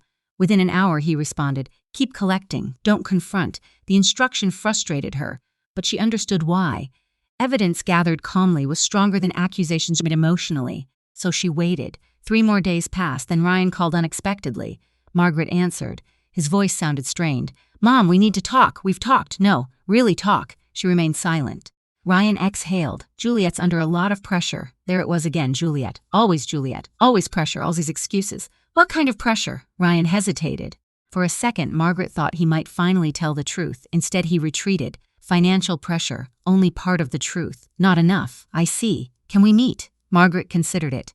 Then agreed. A public cafe. Daytime. 1 hour. Nothing more. When she arrived, Ryan was already seated. He looked older than she remembered, tired, worn down. For a brief moment, Margaret saw genuine fear in him, not manipulation. Fear. The conversation started cautiously. Then Ryan said something unexpected. "If this keeps going, people are going to get hurt."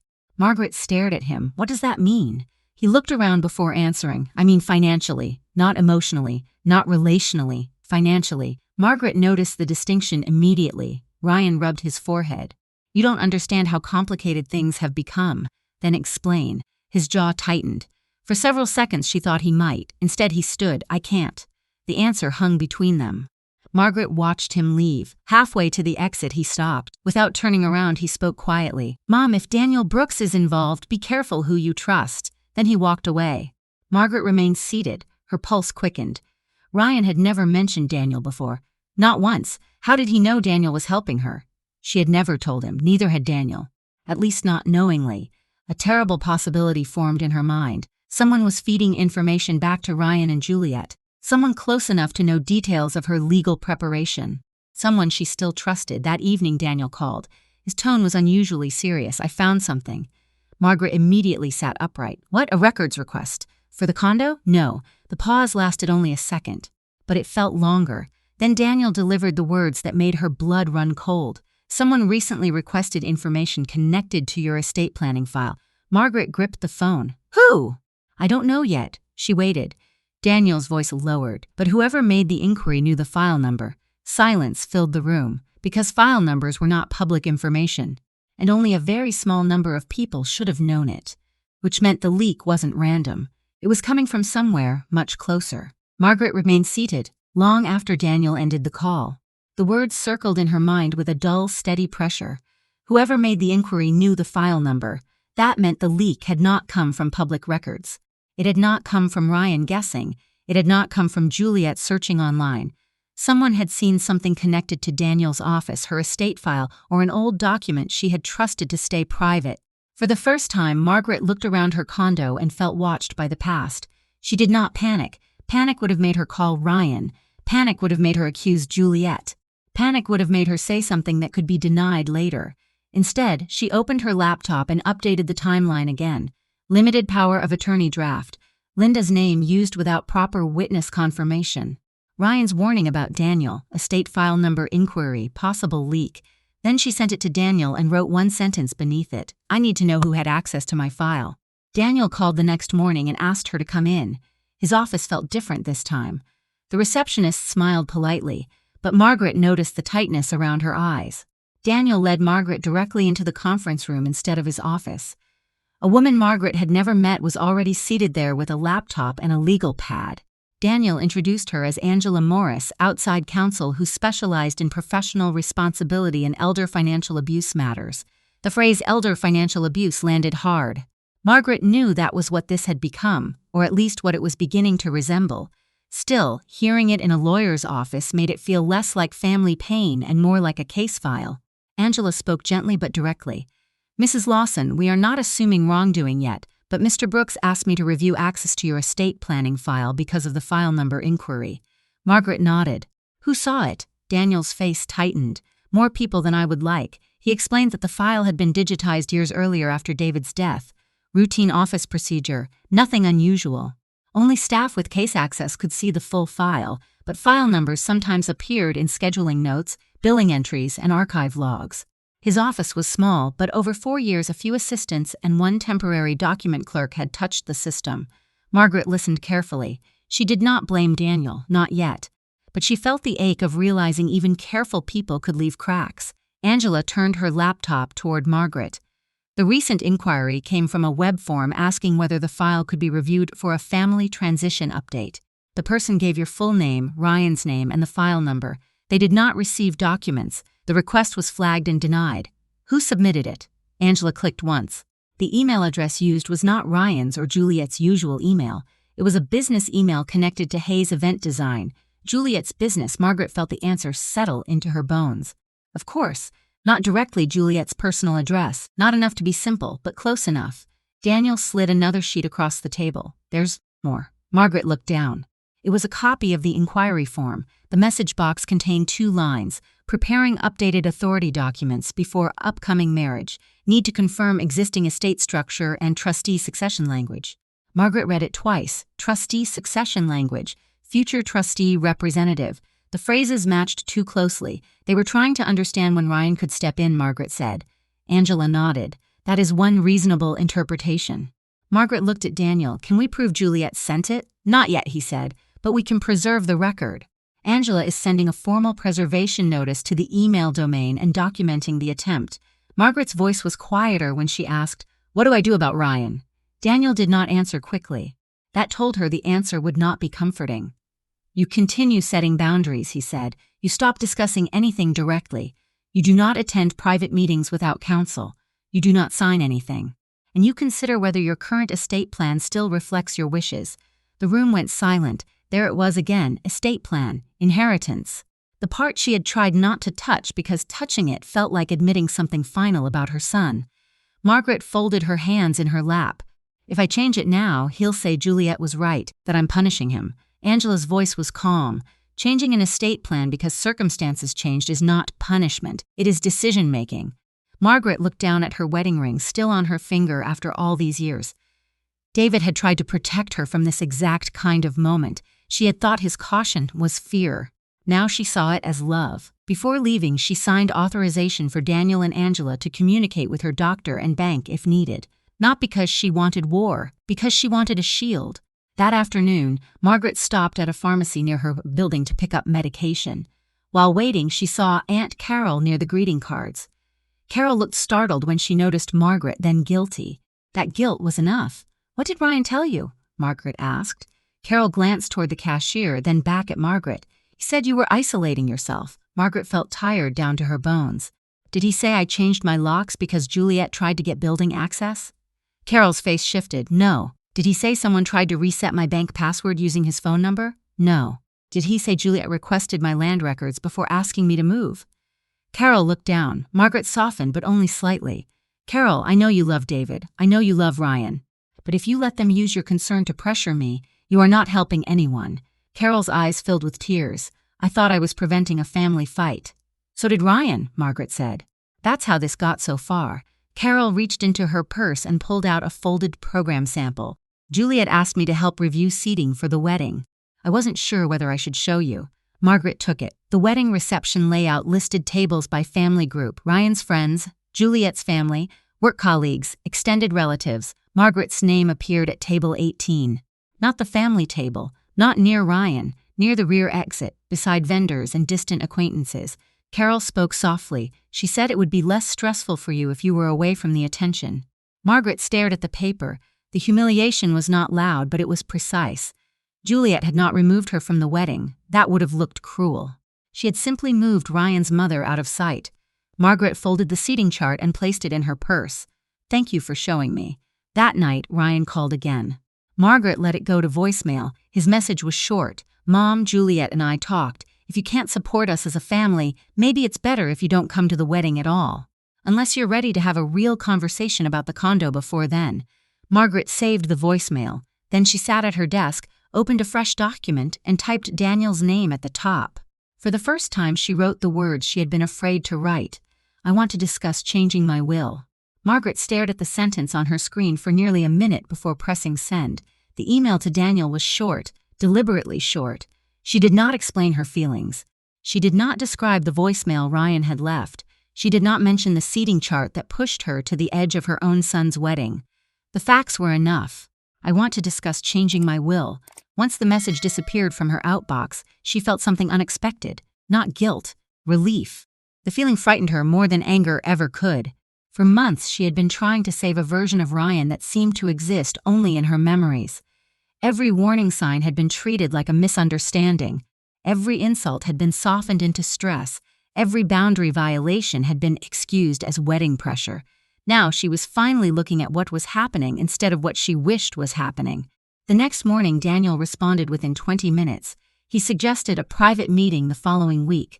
No changes would happen immediately. He wanted time to review everything and ensure any decisions reflected Margaret's actual wishes instead of temporary emotions. She appreciated that. The careful approach reminded her why she trusted him. Meanwhile, Ryan and Juliet were becoming less careful. 3 days later, Margaret received an email from Ryan. The subject line read, "Family Financial Discussion."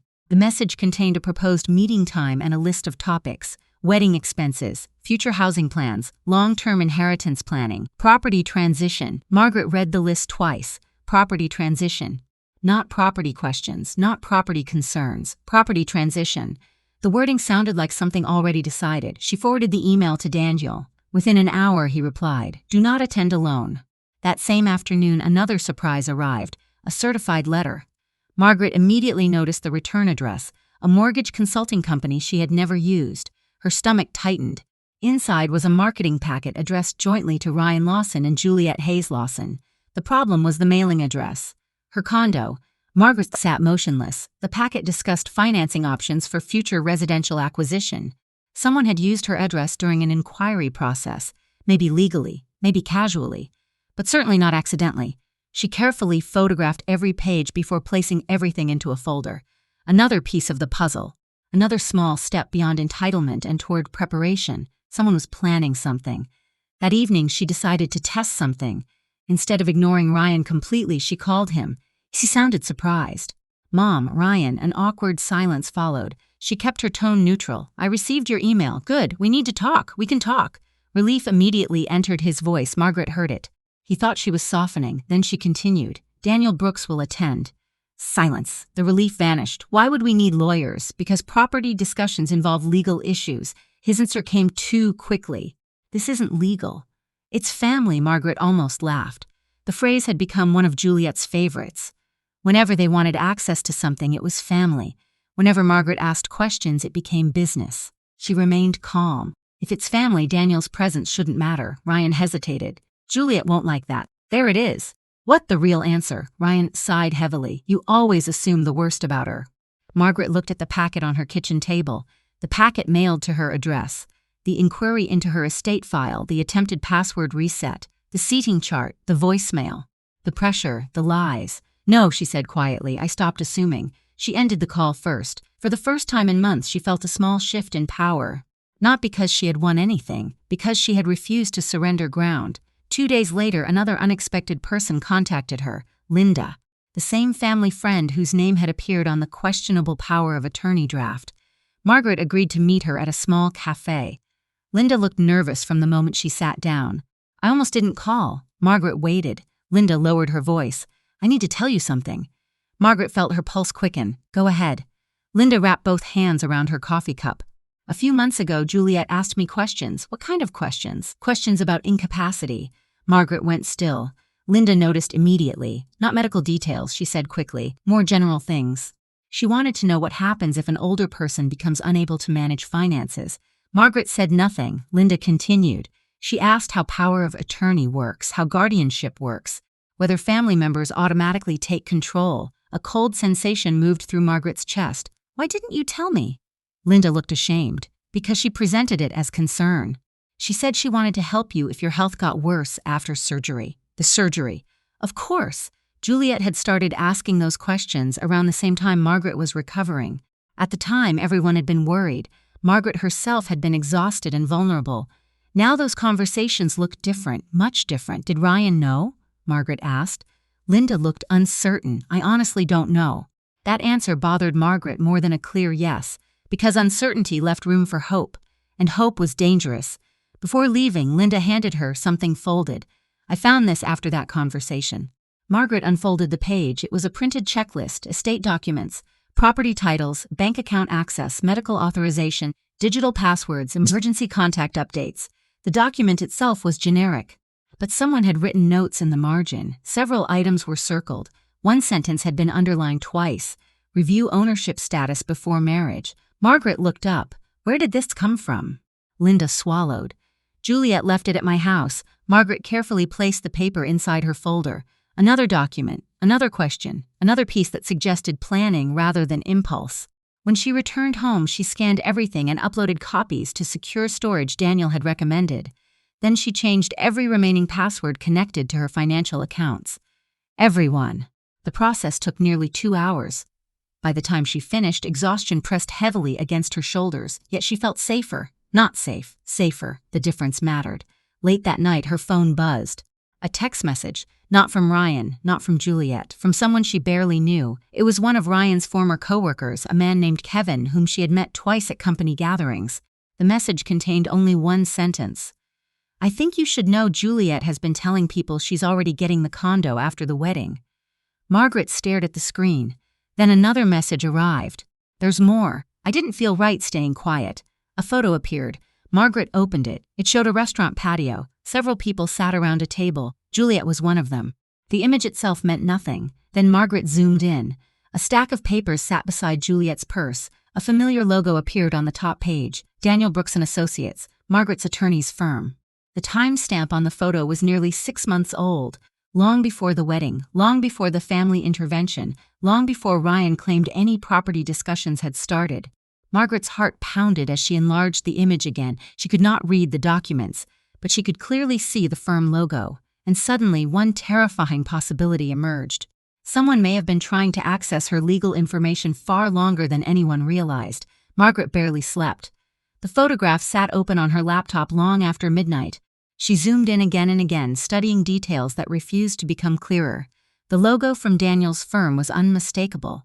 The papers themselves remained unreadable. Still, the date changed everything. 6 months earlier. Long before Ryan claimed concerns about her health. Long before discussions about helping her manage her affairs. Long before anyone suggested downsizing, inheritance planning, or future housing arrangements. Whatever Juliet had been planning, it had not started recently. Margaret forwarded the photograph to Daniel and attached Kevin's messages. By 8 the next morning, Daniel called. I saw it. What do you think? I think it deserves investigation. Margaret appreciated his caution. He never jumped to conclusions. Can you identify the documents? No. Could they have come from your office? Daniel was quiet, possibly. But logos appear on many things. Old correspondence, estate summaries, meeting folders. We need facts. Margaret leaned back in her chair. Facts. That word had become her anchor. Not assumptions, not emotions, facts. Daniel suggested obtaining the original image from Kevin rather than a compressed text message version. An hour later, Kevin agreed. The higher resolution file revealed something new. Margaret nearly missed it.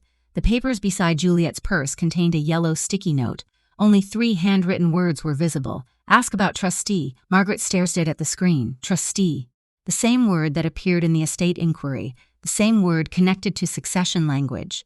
The same word Juliet had no reason to discuss unless she believed herself involved in Margaret's future affairs. Daniel noticed it immediately, save every version Margaret already had. 3 copies existed now, one on her computer, one on encrypted storage, one printed inside her evidence folder. She was done trusting memory alone. That afternoon, Ryan showed up without warning. Margaret saw his car through the condo window before he reached the building entrance. Her stomach tightened. He had not visited casually in months. Now he appeared the day after she refused another private meeting. Interesting timing. She met him in the lobby instead of allowing him upstairs. The decision irritated him immediately. Really? He asked. Really. Other residents walked through the lobby. Margaret preferred witnesses. Ryan shoved his hands into his pockets. You've been avoiding us. I've been protecting myself. His expression hardened. There you go again. Margaret noticed he no longer denied anything directly. Instead, he attacked her reaction. It was becoming a pattern. Ryan glanced around. Can we talk somewhere private? No. The answer came instantly. He blinked. For a moment, she saw surprise cross his face. Her boundaries still caught him off guard. Ryan lowered his voice. Juliet is hurt. Margaret almost smiled. Juliet had demanded access to property, researched legal authority, investigated estate files, and pressured relatives. Yet somehow she was the injured party. What does Juliet want? Margaret asked. Ryan hesitated. The pause answered everything. Not reconciliation, not understanding, something specific. She wants certainty. There it is. What? The truth. Ryan rubbed his forehead. We need stability, Mom. Margaret studied him carefully. He looked exhausted, dark circles under his eyes, tension in his shoulders. Something was happening beneath the surface. Not just greed, pressure, fear, debt, maybe all three. For the first time in weeks, she felt a flicker of sadness stronger than anger, because Ryan looked less like a mastermind and more like someone being dragged toward disaster while convincing himself he was walking willingly. "What aren't you telling me?" she asked quietly. His eyes immediately shifted away. That tiny movement spoke volumes. Nothing. A lie. A visible one. Margaret saw it clearly. Ryan quickly changed subjects. "We've already started making plans." "What plans?" His expression froze. He had not meant to say that aloud. The silence stretched. Finally, he recovered. "I mean future plans." But it was too late. Margaret heard the original sentence. "We've already started making plans." Not discussing. Not considering. Planning. As though ownership had already been settled. Ryan left 10 minutes later, frustrated and empty-handed. Margaret remained in the lobby for several minutes after he departed. Her hands trembled slightly. Not from fear, from confirmation. The pressure was increasing because something required urgency. She just didn't know what. That answer arrived sooner than expected. 2 days later, Angela Morris called. "Can you come to my office?" Margaret heard something unusual in her tone. Concern. Real concern. Within an hour, she sat across from Angela and Daniel. Several documents rested on the conference table. Angela spoke first. "We discovered something through public records." Margaret waited. A limited liability company was registered approximately 4 months ago. Margaret frowned. "So?" Daniel slid a page forward. The company name meant nothing. Lawson Residential Holdings LLC. Margaret stared at it. Then she noticed the filing date, 4 months earlier. The registered business address belonged to a mailbox service downtown. The listed managers were Ryan Lawson and Juliet Hayes Lawson. A cold sensation spread through her chest. "What is this? We don't know yet," Angela said. "But we know when it was created, 4 months ago, right around the time questions about incapacity began, right around the time trustee discussions appeared, right around the time public property records were searched." Margaret slowly looked through the documents. The LLC itself was legal. People created them every day. Nothing improper about that, but timing mattered, context mattered, patterns mattered. "Could they be buying investment property?" she asked. Daniel nodded. "Possibly. Or," neither lawyer answered immediately. Angela finally spoke. "Or they expected to acquire property." The room fell silent. Margaret understood the implication, not proof, not certainty, but possibility. A company created before ownership existed, before permission existed, before discussions were finished. Planning. Again that word. The same word Ryan accidentally revealed.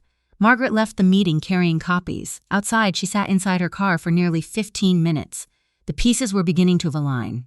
Not completely, but enough to reveal shape. Juliet researching authority, estate inquiries, trustee questions, property discussions, an LLC, future housing plans, a wedding approaching, pressure increasing. The picture remained incomplete. Yet every new piece pointed in the same direction. Someone expected access to her property. The only question was how. That evening, another message arrived. This one came from Aunt Carol. "Please call me. Urgent." Margaret dialed immediately. Carol answered on the first ring. Her voice sounded shaken. "I didn't know." "Know what?" "I just got off the phone with someone from Juliet's family."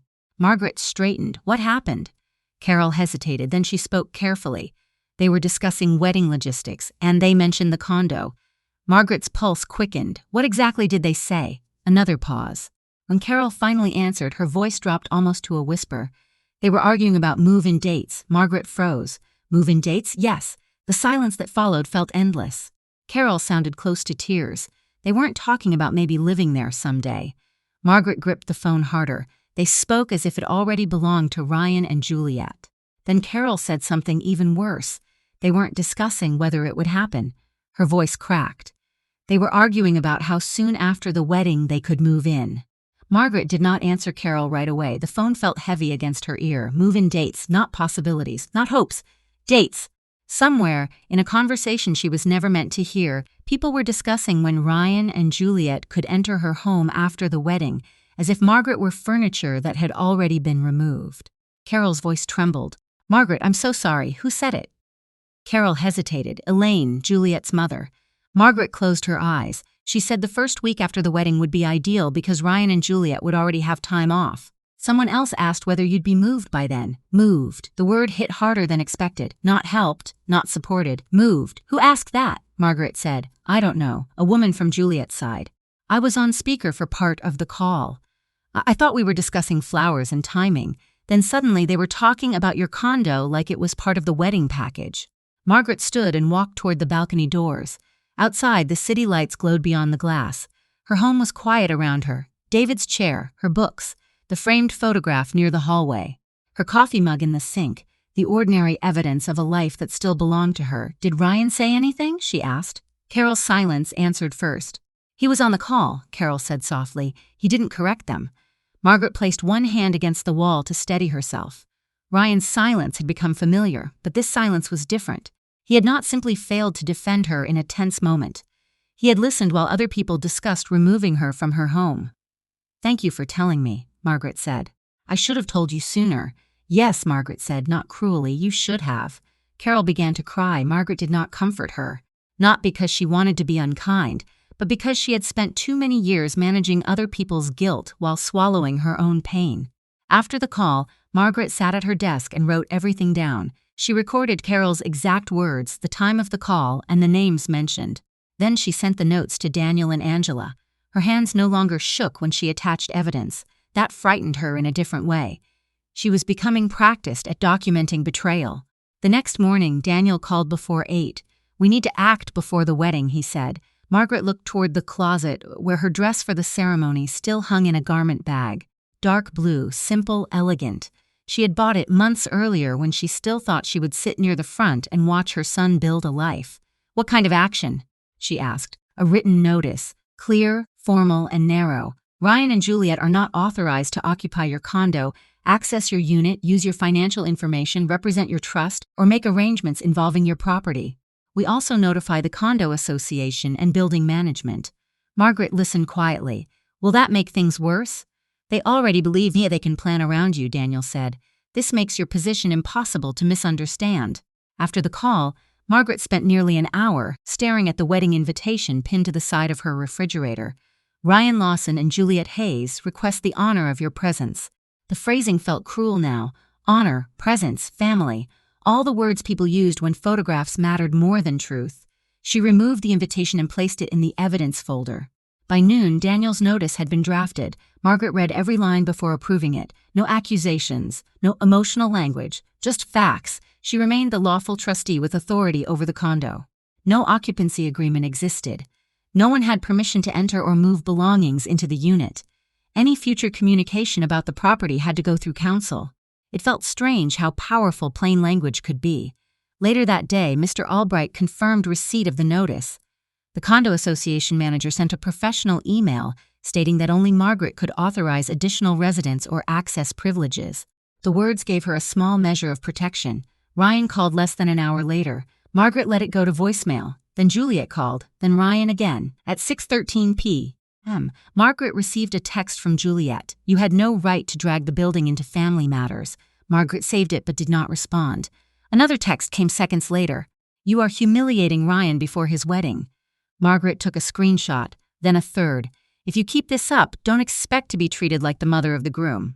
Margaret looked at that one for a long time, not because it surprised her, because it clarified everything. Juliet thought dignity was something she could grant or take away at a wedding reception. Margaret typed one response. "I will attend the wedding as Ryan's mother. I will not discuss my home there or anywhere else without my attorney present." She sent it and placed her phone on the table.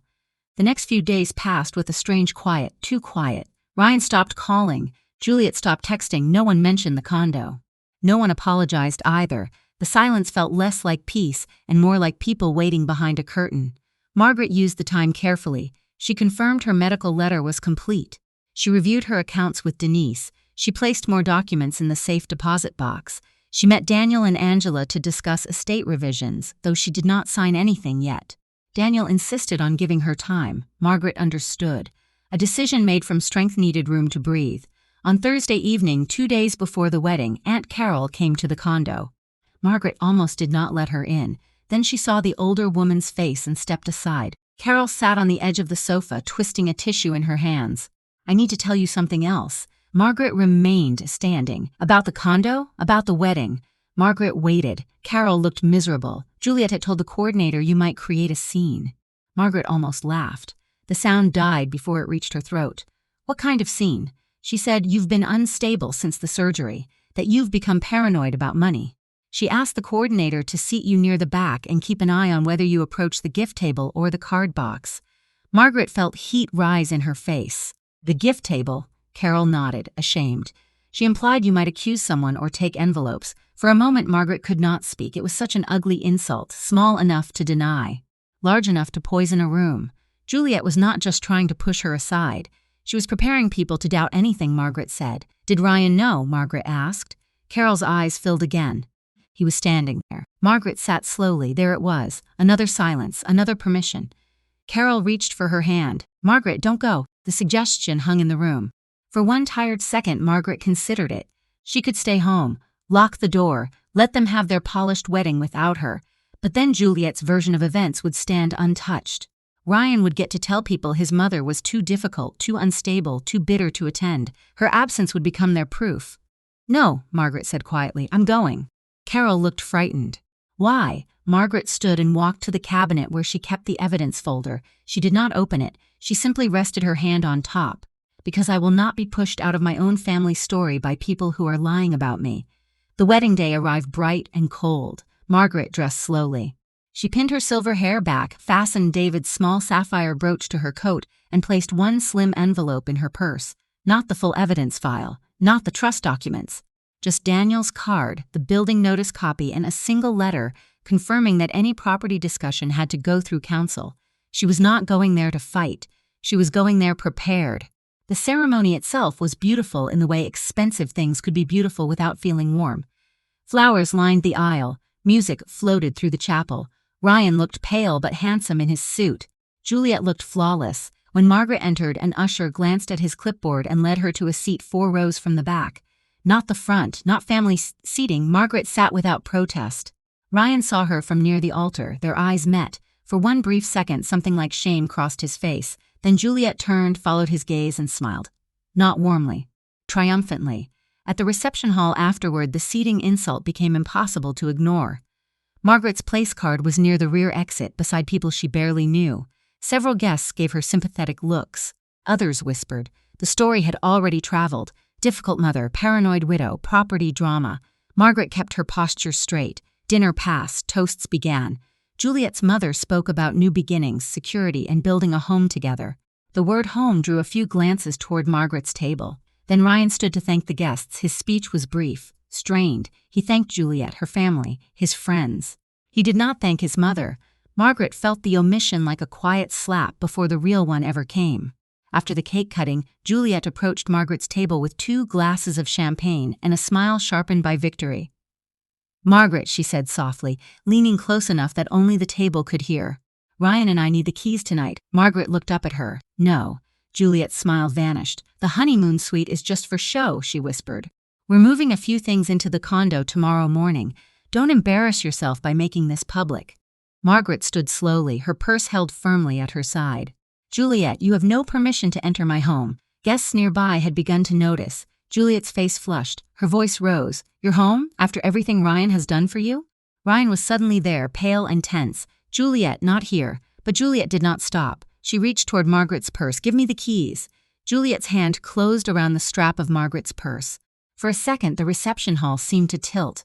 Margaret heard a chair scrape behind her. Someone gasped. Ryan reached toward Juliet's arm but stopped short of touching her, as if even now he feared choosing the wrong side in public.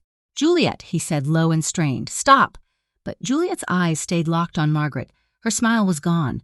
The perfect bride had vanished, and beneath the silk, diamonds, and flawless makeup was a woman terrified of losing what she had already told everyone was hers. Give me the keys, Juliet repeated. Margaret held the purse firmly against her side. No, the word was quiet. It did not shake. That made Juliet angrier. You selfish old woman, Juliet hissed. Do you know what Ryan has sacrificed for you? Do you know how many times he's had to put your feelings before our future? Several guests were now staring openly. The music softened, then stopped altogether as the DJ noticed the disturbance. Margaret could feel the entire room becoming aware of her. The back table, the forgotten mother. The woman they had been warned might cause trouble. Ryan stepped closer. Mom, just give us a minute. Margaret looked at him. For what? His face twisted. Please don't do this here. I'm not doing this. Juliet laughed sharply. Of course you are. You waited until our wedding to humiliate us. Margaret felt the old impulse to defend herself rise in her throat, to explain, to soften, to rescue Ryan from embarrassment, but she saw the purse strap still gripped in Juliet's hand, and something settled inside her. She was not the one who needed to be ashamed. "Let go of my purse," Margaret said. Juliet did not. Margaret turned slightly toward the nearest table. Would someone please ask the venue manager to come over? That simple request changed the room. Until then, guests had been watching family drama. Now Margaret had called for a witness. A staff member hurried away. Juliet's face flushed darker. "You're making a scene." "No," Margaret said. "I'm documenting one." Ryan's eyes widened at the word. He knew exactly what it meant. He had seen enough from the last few weeks to understand that Margaret no longer spoke from confusion or wounded pride. She spoke from preparation. Juliet released the purse so suddenly the strap snapped back against Margaret's coat. "Fine," she said. "Keep your keys. See how long that lasts." The threat was soft enough to deny, loud enough for nearby guests to hear. Margaret reached into her purse, not for the keys, but for the slim envelope she had brought. Her fingers found Daniel's business card first. She pulled it out and held it toward Ryan. "Any matter involving my home goes through my attorney." Ryan stared at the card as if it were something obscene. "Mom, not now, especially now," Juliet scoffed. She brought a lawyer's card to her son's wedding. "See? This is exactly what I told everyone." Margaret looked directly at the guests near them. "What Juliet told you is not my responsibility. What I can prove is—" The venue manager arrived then, a tall woman in a black suit with a headset tucked behind one ear. "Is everything all right here?" "No," Margaret said calmly. "The bride attempted to take my purse and demanded keys to my private residence. I want it noted that neither she nor Ryan has permission to enter my home." The manager's expression shifted from polite concern to professional alertness. "I understand." Juliet's mouth fell open. "This is ridiculous. It's a family matter." "Not when someone reaches for my property," Margaret replied. Ryan rubbed both hands over his face. "Mom, please, you're destroying the night."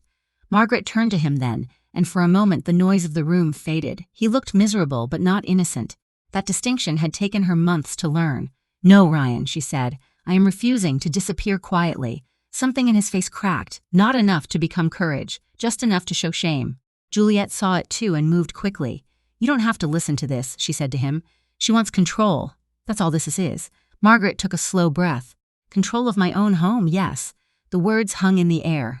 A few guests looked away, others whispered.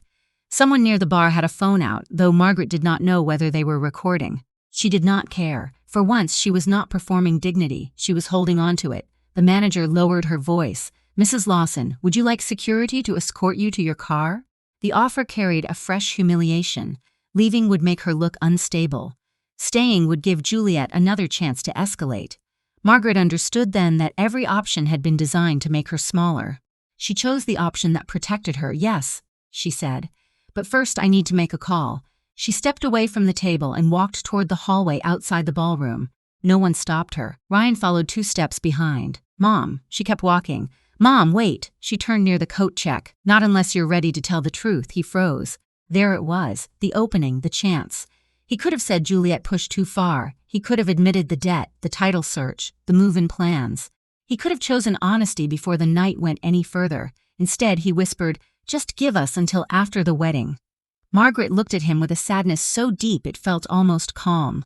"The wedding is over, Ryan. You just haven't noticed yet." She walked outside into the cold evening air and called Daniel. He answered on the second ring. "Margaret?" "She demanded the keys at the reception," Margaret said. "She grabbed my purse. Ryan witnessed it. The venue manager witnessed part of it. I need you to come." Daniel did not ask whether she was sure. "Where are you?" She gave him the address. "I'll be there as quickly as I can. Do not leave alone if you can avoid it. Stay near staff. Do not hand anyone your keys." Margaret almost smiled. "I wasn't planning to." When she returned to the hallway, the manager was waiting with a security guard. Ryan stood several feet away, pale and silent. From inside the ballroom, Margaret heard Juliet's voice rising. She was explaining something to guests, rewriting the scene before the scene was even finished. Then Aunt Carol appeared near the doorway, her face white. "Margaret," she whispered, "you need to know something." Margaret turned to her. Carol's hand shook as she held out her phone. On the screen was a message thread from earlier that afternoon. It was between Carol and Elaine. Margaret read only the last visible message before her stomach went cold. "After the reception, Ryan will get the keys one way or another. The movers are already confirmed for tomorrow morning." Margaret stared at the message on Carol's phone. For several seconds, she heard nothing except the pounding of her own pulse. The movers are already confirmed for tomorrow morning. Not discussing, not considering, confirmed. The decision had been made without her. When did she send this? Margaret asked. 3 hours ago, Carol said. Margaret took a screenshot with her own phone before handing the device back. Then she emailed the image to Daniel, Angela, and herself. She saved it to cloud storage, then she saved it again. The habit felt almost mechanical now. Evidence first, emotions later. Ryan approached from behind. What's going on? Carol looked at him with open disbelief. Margaret turned her phone screen toward him. You tell me. Ryan read the message. The color drained from his face. For one brief moment, Margaret saw genuine surprise, not guilt, surprise. You hired movers? She asked. Ryan looked up immediately. No, the answer came too fast to be rehearsed. Margaret studied him carefully. You didn't know? I swear I didn't. Carol crossed her arms. Then why were they talking about moving into the condo months ago? Ryan rubbed his forehead. Because Juliet kept pushing it. Did you stop her? Silence. There was the real answer. Ryan had not planned every step, but he had allowed them to happen. Margaret felt something shift inside her. The picture was becoming clearer. Ryan was not the mastermind she had imagined during some of her darker nights. That did not make him innocent. It made him weak. Weak enough to let other people steal from his mother while convincing himself he wasn't responsible. Daniel arrived 20 minutes later. The wedding reception was still continuing inside, though the atmosphere had changed. Groups of guests stood whispering. Several people love-watched from the lobby windows. Daniel listened without interrupting while Margaret explained everything. The purse, the key demand, the mover message, the condo plans. When she finished, he nodded once. We're done treating this as a misunderstanding. Ryan flinched. Daniel turned toward him. Do you have keys to her condo? No. Have you ever had keys?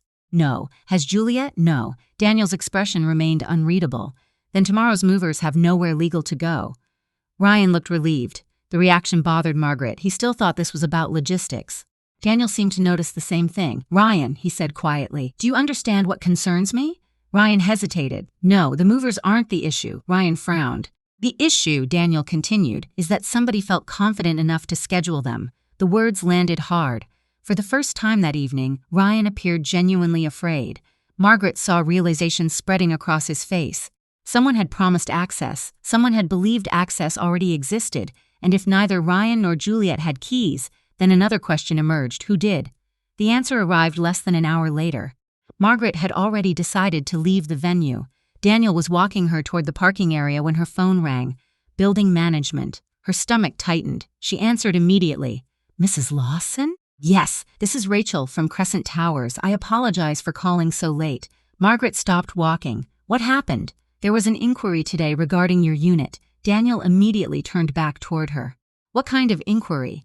A woman claiming to represent your family requested information about move-in procedures and resident registration. Margaret closed her eyes. Who? Juliet Hayes.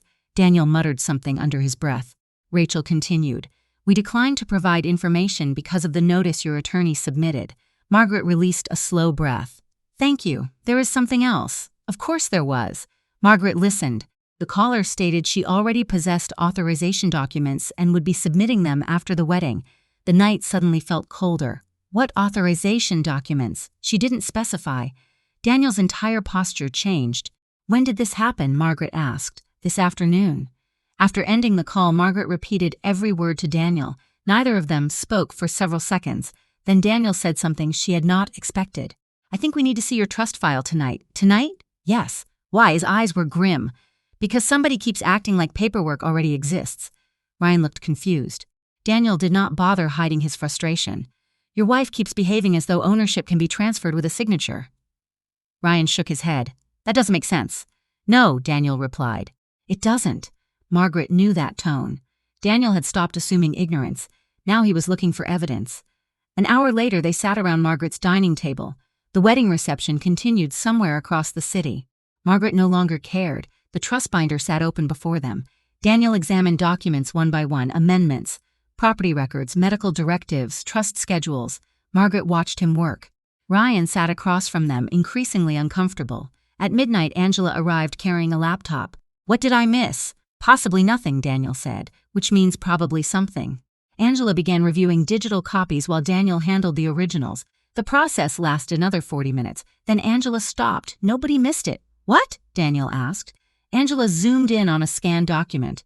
Margaret leaned forward. The page appeared ordinary at first glance. Trust amendment, several years old, a signature block, dates, witness lines. Then Angela pointed. "Margaret, when did you sign this?" Margaret looked closer. "I didn't." The room went silent. Ryan stood abruptly.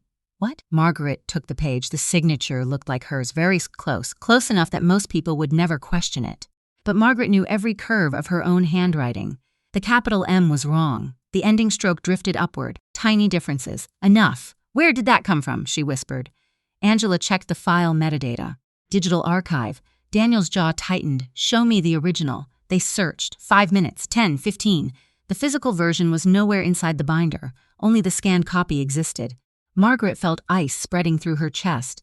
"Daniel," he didn't answer immediately. "Daniel." Finally, he looked up. "Someone inserted this into the digital records." Ryan sank back into his chair. "No, yes, no." His voice sounded broken now. Not because he was protecting Juliet, because he was finally beginning to understand the scale. Margaret stared at the screen. The amendment appeared minor. A small adjustment to trustee succession language. Easy to overlook, easy to dismiss. Yet one clause changed everything. If Margaret became medically incapacitated, authority would transfer directly to Ryan, not jointly, not with oversight, directly. Her mind flashed back to the surgery, the hospital, the pressure, the discussions she had never fully understood, the urgency, the paperwork, the strange insistence that certain forms needed signatures immediately. Her hands began trembling, not from age, not from fear, from recognition. This had not started with the wedding. It had not started with the condo. It had not even started with Juliet. Somebody had been preparing for access to her assets long before she recovered from surgery. Ryan looked physically ill. "I've never seen that document." Margaret believed him. That was the worst part, because if Ryan was telling the truth, then someone else had been operating quietly for much longer than any of them realized.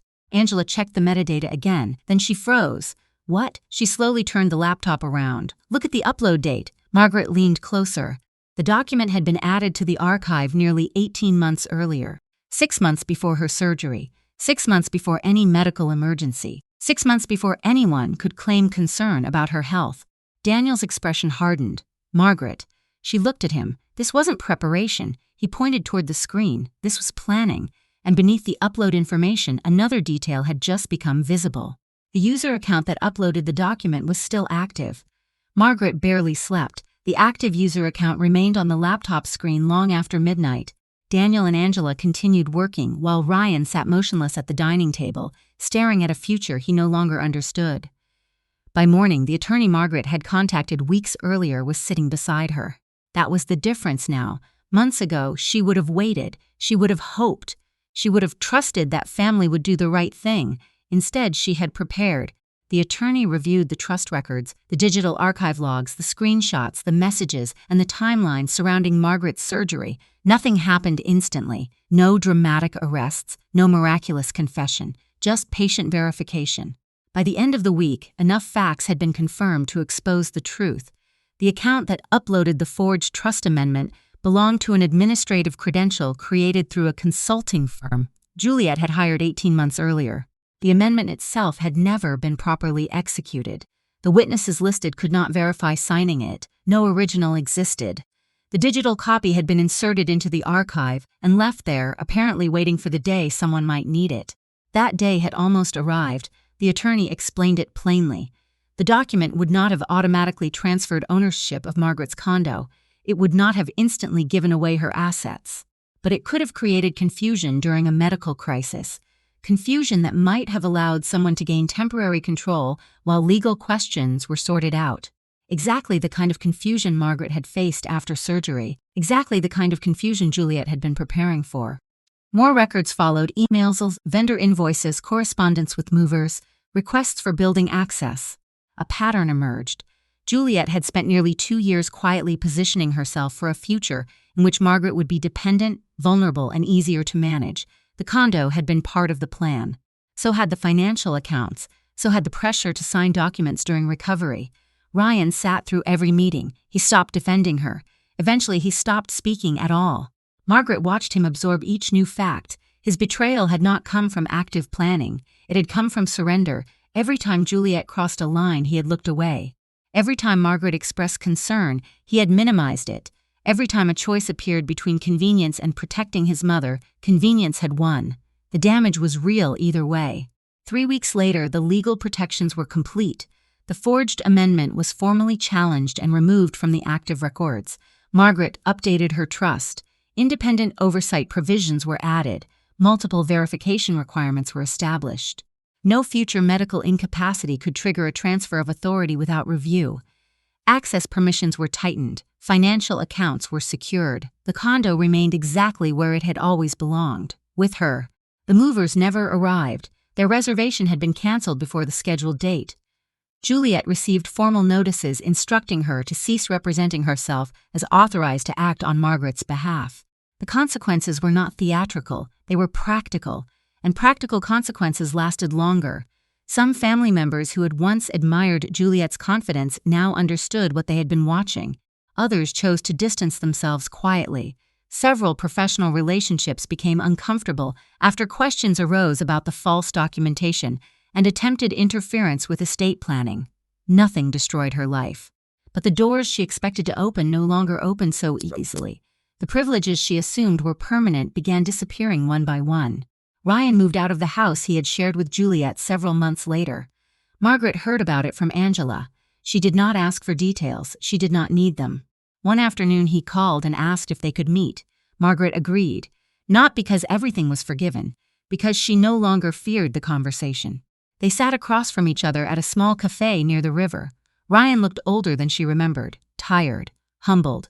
For several moments neither spoke, then he finally said it. "I should have protected you." Margaret held his gaze. Yes, no anger, no raised voice, just truth.